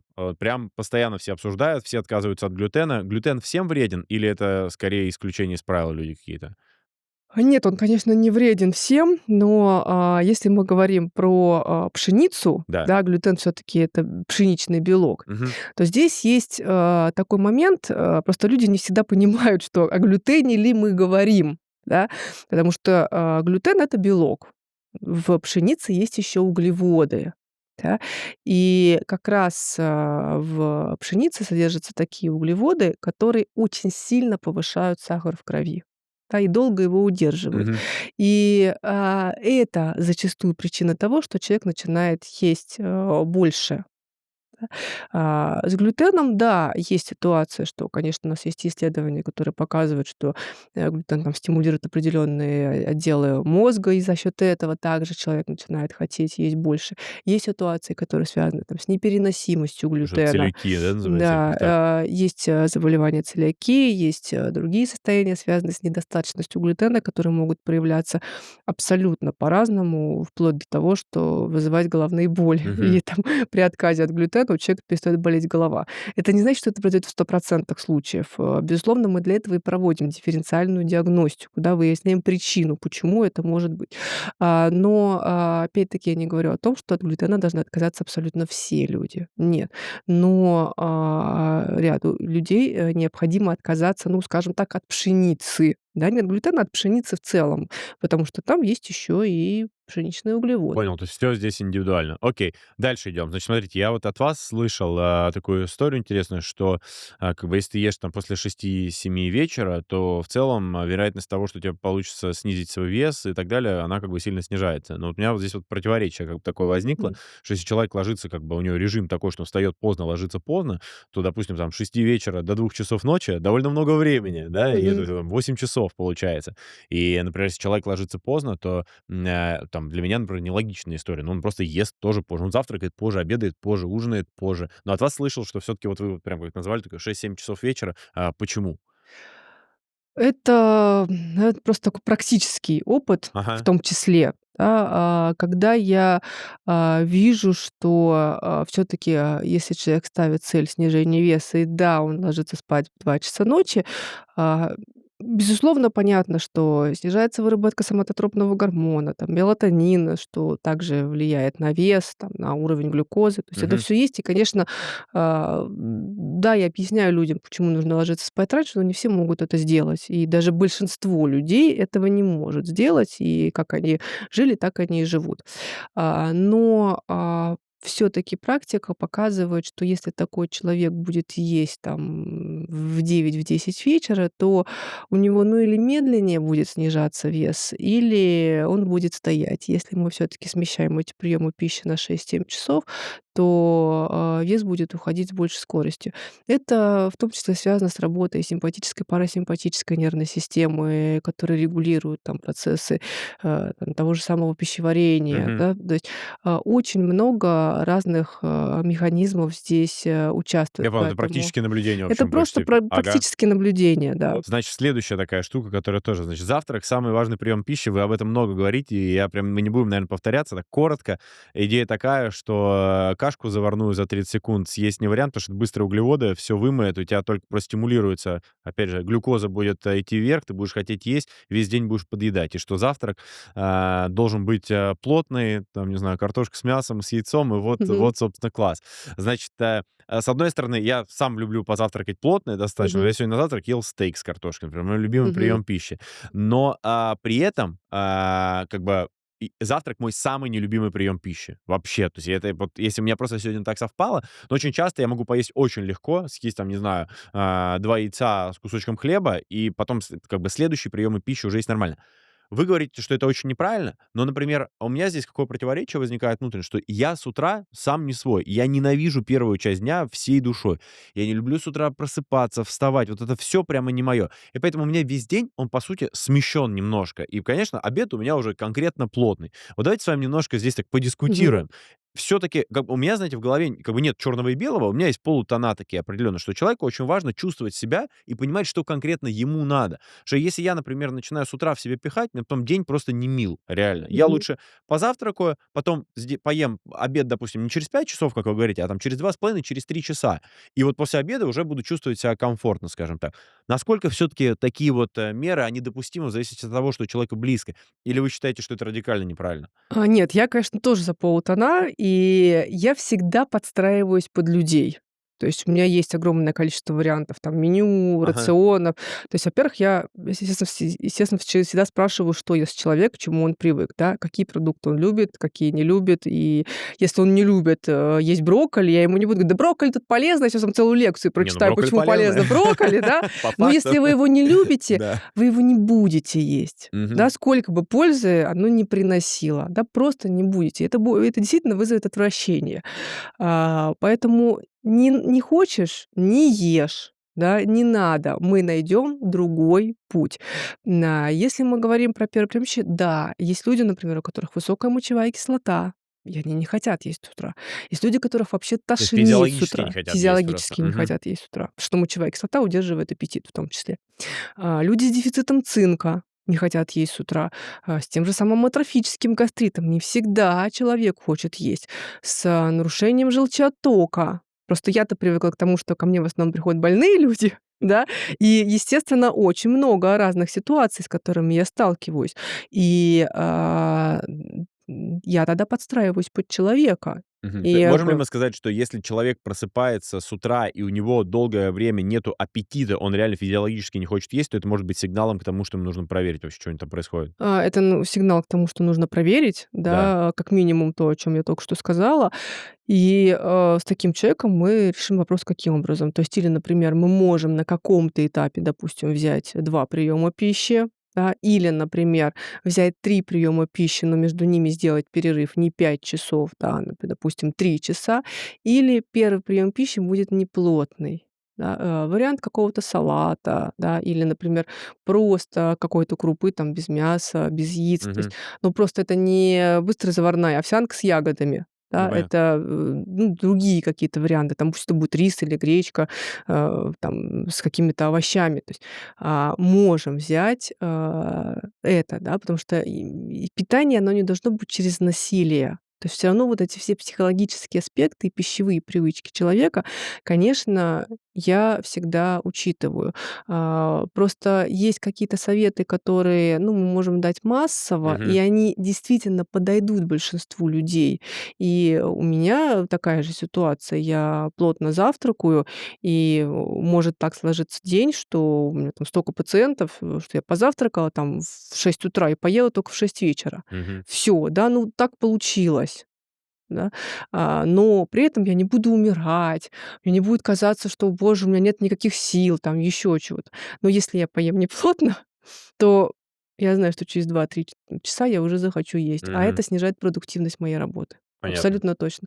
Поэтому я так делать не буду. И это правило подходит большому количеству людей. Я понял. То есть всё-таки понятное дело, что есть исключения. То есть если у человека есть какая-то специфика или там реально большие проблемы, то нужно смотреть индивидуально. Но если мы говорим, вот условно, как такая руководство к действию для среднестатистического человека, который просто хочет попытаться улучшить качество своей жизни, он может попробовать, Да, завтракать более плотно. Не, да, условно, не яичко съесть там и не кашу заварную, а либо какую-то внятную крупу, либо там, условно, как говорите, рыба, мясо, что-то такое сложное, в общем, сложные углеводы и, собственно, там, такие тяжело перевариваемые белки, да, да. не там яичный белок. Понял. Окей, здесь зафиксировали. Значит, еще один момент. Вот я помню, в свое время была очень в тренде такая история. С утра, проснулся, стакан воды, лимона выпил, и вот, Мгм. собственно, это разгоняет обмен веществ. Это вообще лучшее, что можно делать. Еще там иммунитет поднимает. Последнее время это как-то ушла, вот эта вот тенденция. Я, по Мгм. крайней мере, этого не слышу. Все-таки это актуальная штука, классная, или уже, в общем-то, доказали, что это не работает? Здесь опять-таки мы должны учитывать, что если у человека высокая кислотность желудка, то на голодный желудок, давать, кислоты в виде лимона не надо, потому Мгм. что это может привести к, обострению гастрита. И, например, так же, как прием ряд кислот, например, там альфа-липоевая кислота, янтарная кислота. Это классные штуки, они крутые, они ускоряют обмен веществ, да, но не все люди могут вытерпеть, употребление этих кислот. Поэтому я даже, например, говорю, что не надо их есть за полчаса до завтрака, что съешьте их через 2 часа после первого приема пищи, что хотя бы не на голодный желудок попадут эти кислоты. С Мгм. большей степенью вероятности вы их будете хорошо переносить в длительной перспективе. Хотя, есть люди, которые, ну, действительно вынуждены от этого отказаться, потому что у них начинает болеть желудок от Мгм. этого, да.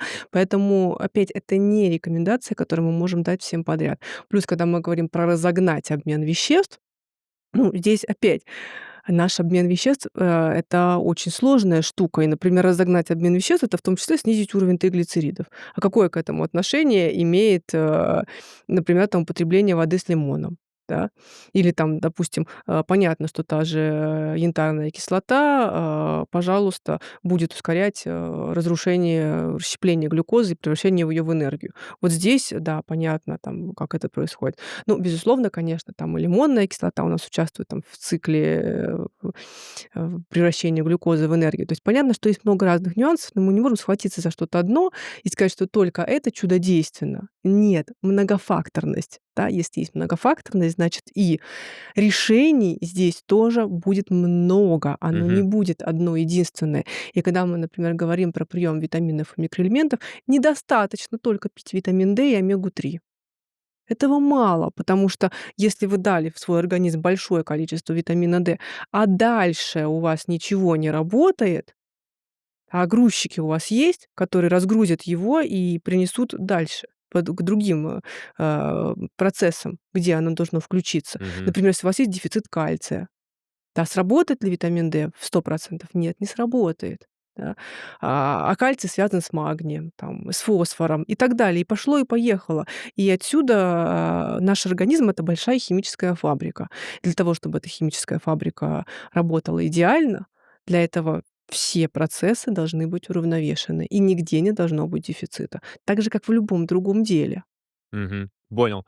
Так, еще по поводу, вот помимо лимонного сока, значит, с утра, такой тоже это тренд, уже там не последнего года, а последних нескольких лет. Это, мне кажется, откуда-то из Азии пришло, но тем не менее сейчас все вот эти здоровые кафешки, типа healthy кафе и так далее, они все делают чиа-пудинги, смузи-болы и так далее. И это все как бы считается, что там вот очень такой полезный набор всего, чего только можно. Вот я, например, честно, не могу это есть, потому что у меня просто я это закидываю, оно сразу на выход у меня. Меня просто моментально проносится реально через полчаса, но считается, что это мега полезно. Вот давайте тут тоже разберемся. Все-таки это полезная история или это тоже сугубо индивидуальная штука? Потому что я, опять же, от вас слышал, что как бы, это уже все перемолото, там уже как бы все уже это переработано, и как бы организм там сам ничего не делает, он просто это как бы пропускает через себя, и мы не получаем то, что нужно. Так все-таки всякие смузи-болы и чай-пудинги, это что?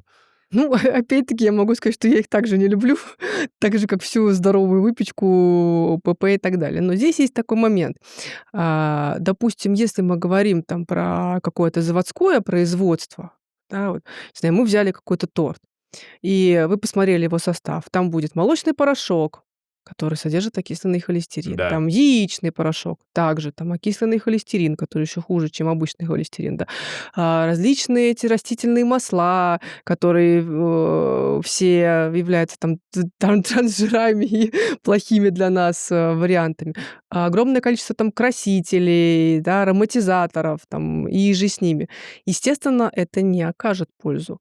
Да, если мы говорим про натуральные ингредиенты, да, то, безусловно, такой продукт будет лучше, да. Мгм. Но если мы, рассматриваем вариант здорового питания, то здесь, вопрос, что одному, например, человеку там то же самое избыточное количество клетчатки, допустим, там какой-то смузи с овощами, зеленью, там, это будет полезно, а у другого человека это вызовет вздутие живота. Мгм. А почему у него вызовет вздутие живота? Потому что у него есть синдром избыточного бактериального роста, например, да. И есть люди, у которых даже от псилиума вроде бы полезные такие пищевые волокна, да, семена подорожника, а вызывают вздутие. Да, и человеку некомфортно. Поэтому, все равно мы, по-разному это все воспринимаем. Плюс, опять-таки, кислоты, которые там в составе. И здесь опять возникает вопрос: хорошо, вот мы взяли чиа-пудинг, а это что? Это перекус, это дополнение к основному приему пищи, замена основного приема пищи. То есть это что? Как что мы можем это рассматривать? Мгм. Понял. В общем, мы приходим к тому, что, знаете, у меня такая как бы история, что есть безусловно, какие-то такие базовые вещи, которые, наверное, каждый человек должен понимать, да, про то, что условно там не нужно есть фастфуд, много жареного, что нужно там разделять свое питание, не есть постоянно, не нужно переедать. Но все вот эти вот тонкости, они сугубо индивидуальные, что пока мы не посмотрим на конкретного человека и пока мы не поймем, что конкретно у него происходит, то мы не можем сказать, полезно это для него или нет. Да? Человек сам может это понять. Если он Ну, выпил смузи и у него вздулся живот, ну, не надо пить смузи да. просто потому, что это полезно, если у вас лично от этого некомфортное состояние. Мгм. Если вы выпили смузи и вы взбодрились, и вам здорово, и вы, наоборот, после этого съели классный здоровый завтрак, чего вы не делали раньше, то, пейте это смузи, и я вам назову ряд причин, по которым это будет полезно. Да, Мгм. опять-таки вы получите те же витамины, микроэлементы, антиоксиданты, флавоноиды и еще очень много всего. Мгм. Давайте все-таки вот к теме, которая меня с самого начала интересовала самого, и я вот в действительности, когда слушал вас, у меня такое, знаете, внутреннее противоречие было.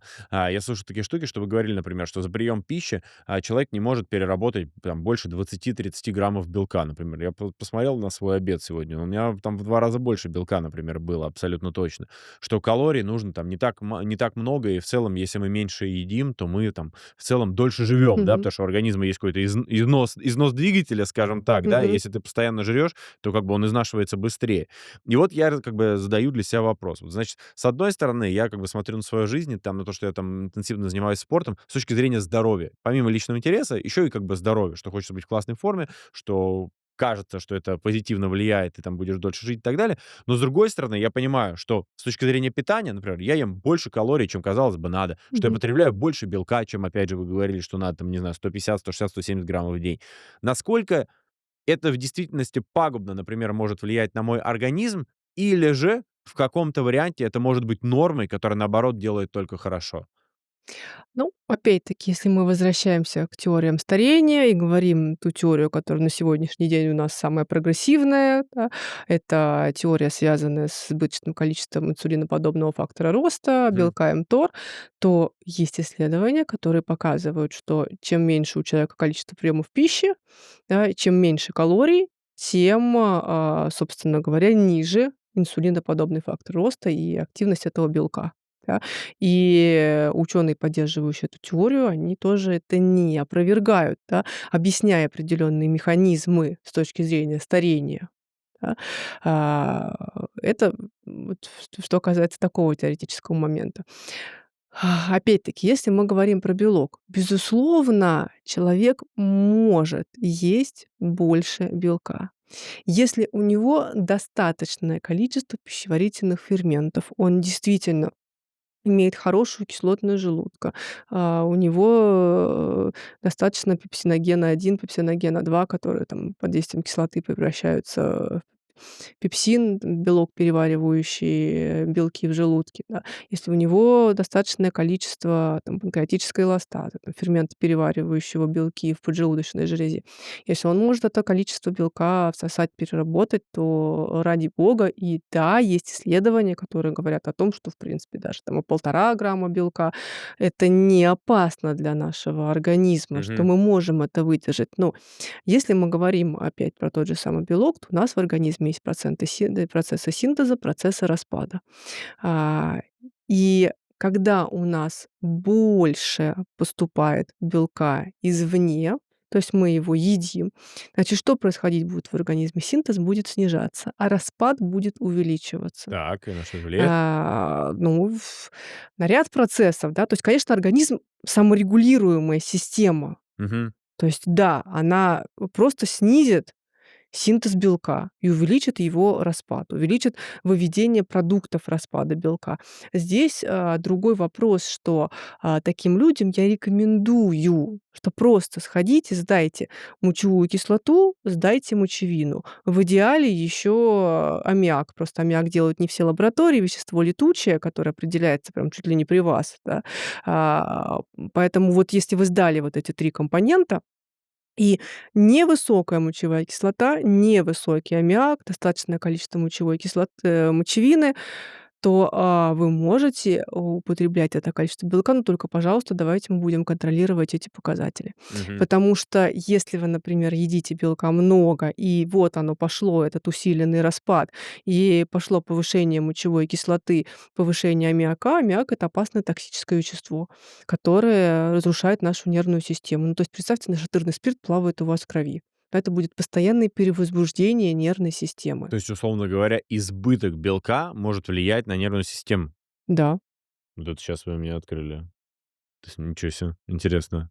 Да, и у нас Не не интуитивная взаимосвязь, скажем так. неинтуитивная.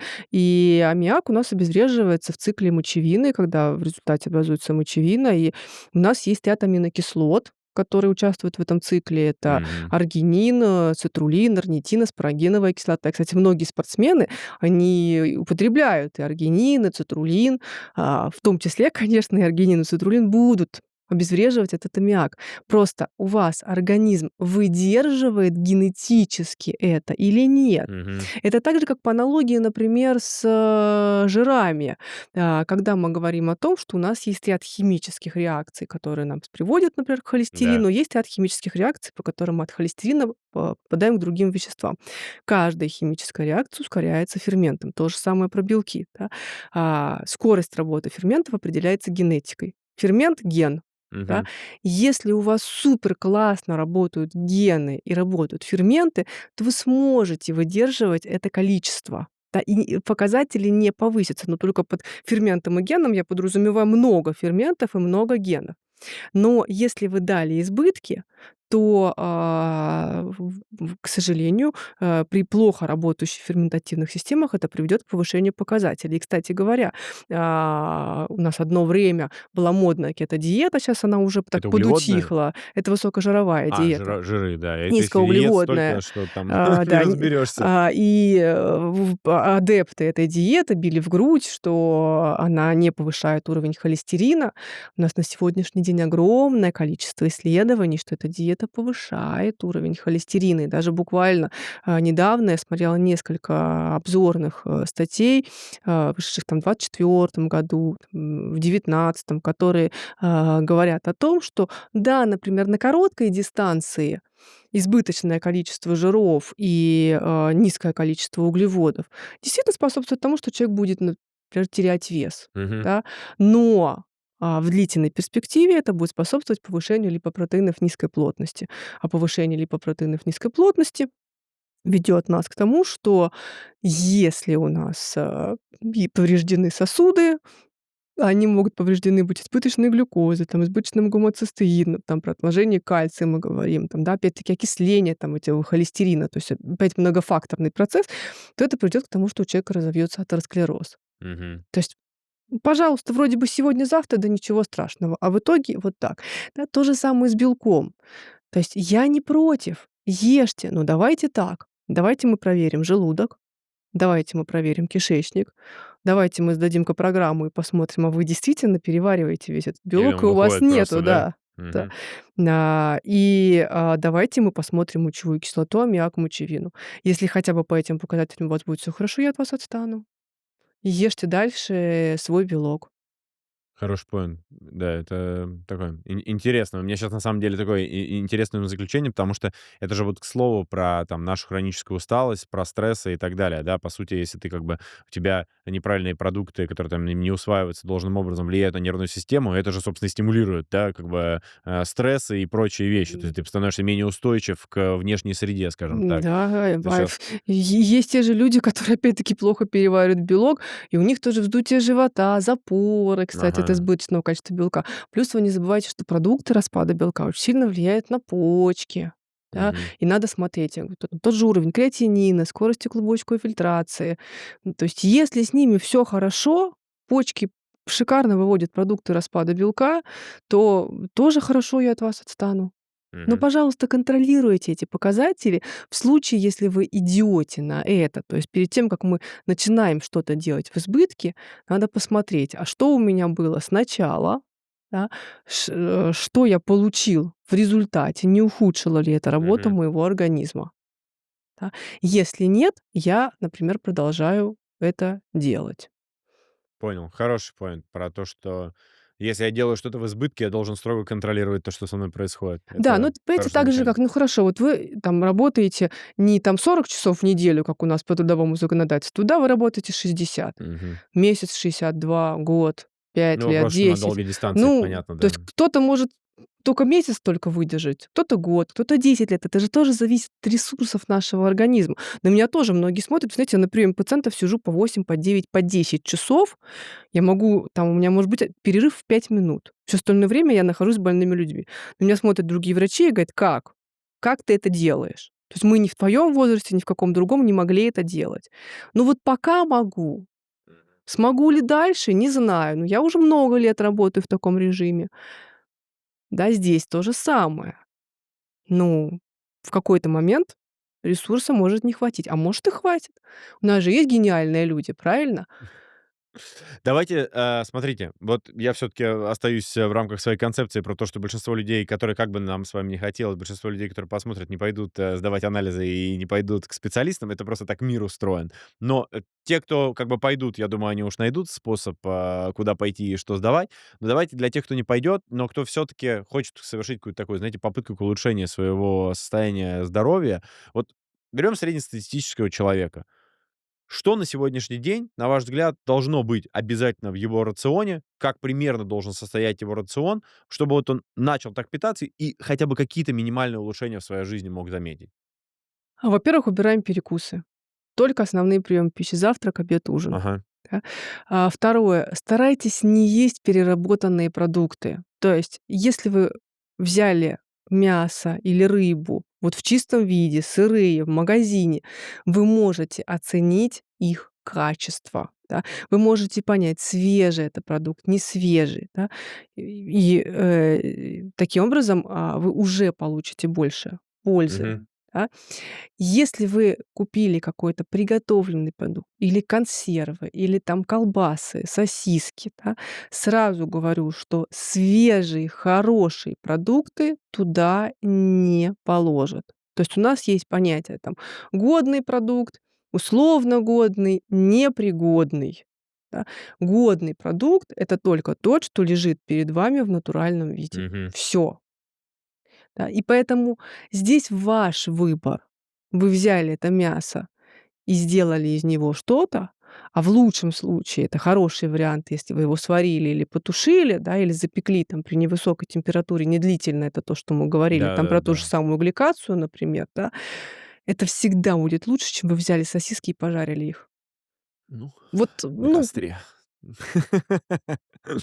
да, то есть натуральные продукты. Опять-таки, не купили уже нарезанный салат. Возьмите, купите помидоры, огурцы там и так далее, и нарежьте сами. Мгм. С большей степенью вероятности это будет хорошие по качеству продукты, Мгм. да. Употребляйте только крупы, которые готовятся долго. Ну, не вот это, не быстро растворимые, не быстро Не заварные. быстро, да. То То, есть что то это мы то, что это всё, это уже полуобработанное, я так Это понимаю, да? полу всё обработанное, да. Кстати говоря, вот, те же там хлебцы хрустящие, которые, преподносятся нам как вариант здорового продукта, там же используется экструзионная технология обработки Перемололи, сырья. да? Да, перемололи, сильно повышают сахар в крови, очень сильно. Ну, это, по сути, из медленного углевода в быстрый углеводы превратилось, да? Да, Из сложного, да. да. То есть я Мгм. сама лично это проверяла. Когда я писала свою кандидатскую диссертацию, сама лично это проверяла на людях, да, насколько сильно это повышает сахар в Мгм. крови. Опять-таки, даже у здоровых людей. Вы тоже не забывайте, что вот эти вот таблицы гликемического индекса, которые мы смотрим, да, то есть таблица, насколько сильно глюкоза повышает сахар в крови, это таблицы, сделанные на здоровых людях. И вспомните о том, что я вам сказала, что человек с нарушенным углеводным обменом, с инсулинорезистентностью будет иметь эти цифры гораздо более выше. Да, понятно. Да? Поэтому только такие продукты. Соответственно, м, а, фрукты. Вот это тоже абсолютный бич. Летом все начинают есть фрукты, активно, и это приводит к набору веса. Мгм. Вроде бы они низкокалорийные, да, но слишком высокое количество сахаров, огромное количество фруктозы, действительно способствует набору веса. Поэтому, отказываемся от фруктов. Если уж хотите, то только ягоды. Какие, несладкие, например, кислые, если низкая кислотность желудка, пожалуйста, в начале приема пищи. Если кислотность желудка не низкая, тогда можно там в конце приема пищи, но тоже не как отдельный прием пищи. И то, что преподносится зачастую как продукты здорового питания, какие-то там протеиновые батончики те же самые, да, за ними может скрываться совершенно нездоровье, только, маркетинг. Поэтому лучше всегда использовать только натуральные продукты. Подводя итог, да, то есть что я для себя так запомнил. Про завтрак, про то, что должен быть плотный завтрак в большинстве случаев, да, исключение уносим за скобки. Собственно, цельные продукты, то есть это не какие-то полуфабрикаты, в которых мы не знаем что, которые непонятно как зажарены и так далее, а условно адекватный кусок мяса, адекватный кусок рыбы со сложными углеводами, с крупой и так далее. Собственно, избегать перекусов, потому что, собственно, я так понимаю, это как раз стимулирует глюкозу, да, она подскакивает, хочется еще больше, больше, больше есть, и у тебя организм в постоянном вот процессе поедания чего-то находится. Да, и, если мы говорим про старение, то опять-таки я сказала, инсулиноподобный фактор Да, роста, снижение аутофагии, и вот все эти процессы, которые мы любим обсуждать, говоря про нашу продолжительность жизни. да. Класс. Несколько блиц-вопросов. А какой анализ вы бы посоветовали сдать каждому нашему слушателю? Можно не один. Ну, давайте набор. Хотя бы глюкоза, гликированный гемоглобин, инсулин, липидограмма, общий белок, мочевина, мочевая кислота. Ну, хотя бы эти. Отлично. А уделю в следующий раз, у меня на следующей неделе как раз чекап очередной, уделю особое внимание. Да сам посмотрю, мне даже вот заинтересовали меня. Дальше. Один продукт, без которого вы, как нутрициолог, не представляете свой день. Ну, я свой день не представляю или там без мяса, или без рыбы, или без птицы. То есть что-то такое точно должно быть. Ага, окей. А один продукт, который вы категорически вот никогда вообще не едите? Но я бы не сказала, что, может быть, совсем-совсем никогда, но я тоже не люблю брокколи. Окей. Если бы можно было вот всем нашим слушателям прописать какой-то один полезный пищевой ритуал такой, знаете, что это был бы за ритуал, который вы бы прописали всем? Но все таки минимальный прием пищи, последний ужин. Вот То есть вечером есть как можно меньше. вечером есть как можно меньше и как можно раньше. Вот Это давайте хотя бы с этого сложный ритуала ритуал для начнем. меня. Сложный ритуал для меня. Окей. Финальное тогда. Совет себе 18-летний. Но у меня советы себе 18-летним не связаны с питанием. Давайте. В 18 лет я вполне, хотя, кстати говоря, нет, почему не связано с питанием? А, раньше же было принято, и писалось во всех книгах, по диетологии, да и даже чё уж говорить про диетологию. Мы ж всегда любили пить молоко и молочные продукты. Я, кстати, их обожала Так. всегда. И, я могла съесть в течение дня там творог, сыр, выпить Да, у меня то же ряженку, самое. На даче, в деревне, молоко. все из-под коровы. Да. Да, но, к сожалению, у меня это приводило к появлению акне. Как только я отказалась от этих продуктов, все прошло. Вот в 18 лет, для меня это тоже было вот такой проблемой, вызванной как раз тем, что мы считали, что молочные продукты — это полезно. И вот если бы я это знала и не ела бы их в 18 лет и раньше, то вот этой подростковой проблемы, которая уже закончилась в более позднем возрасте, у меня бы точно не было. Класс. Но я же правильно понимаю, что это касается не всех, опять же, что сейчас многие отказываются от молочки вот поголовно, но на самом деле это не, ну, как бы далеко не у всех это проблема. Это не у всех, но если мы, например, говорим про то же самое акне, то, да, один из вариантов — это исключить молочные продукты. Этого может быть недостаточно, но, это очень хорошо работает. Класс. Спасибо вам большое.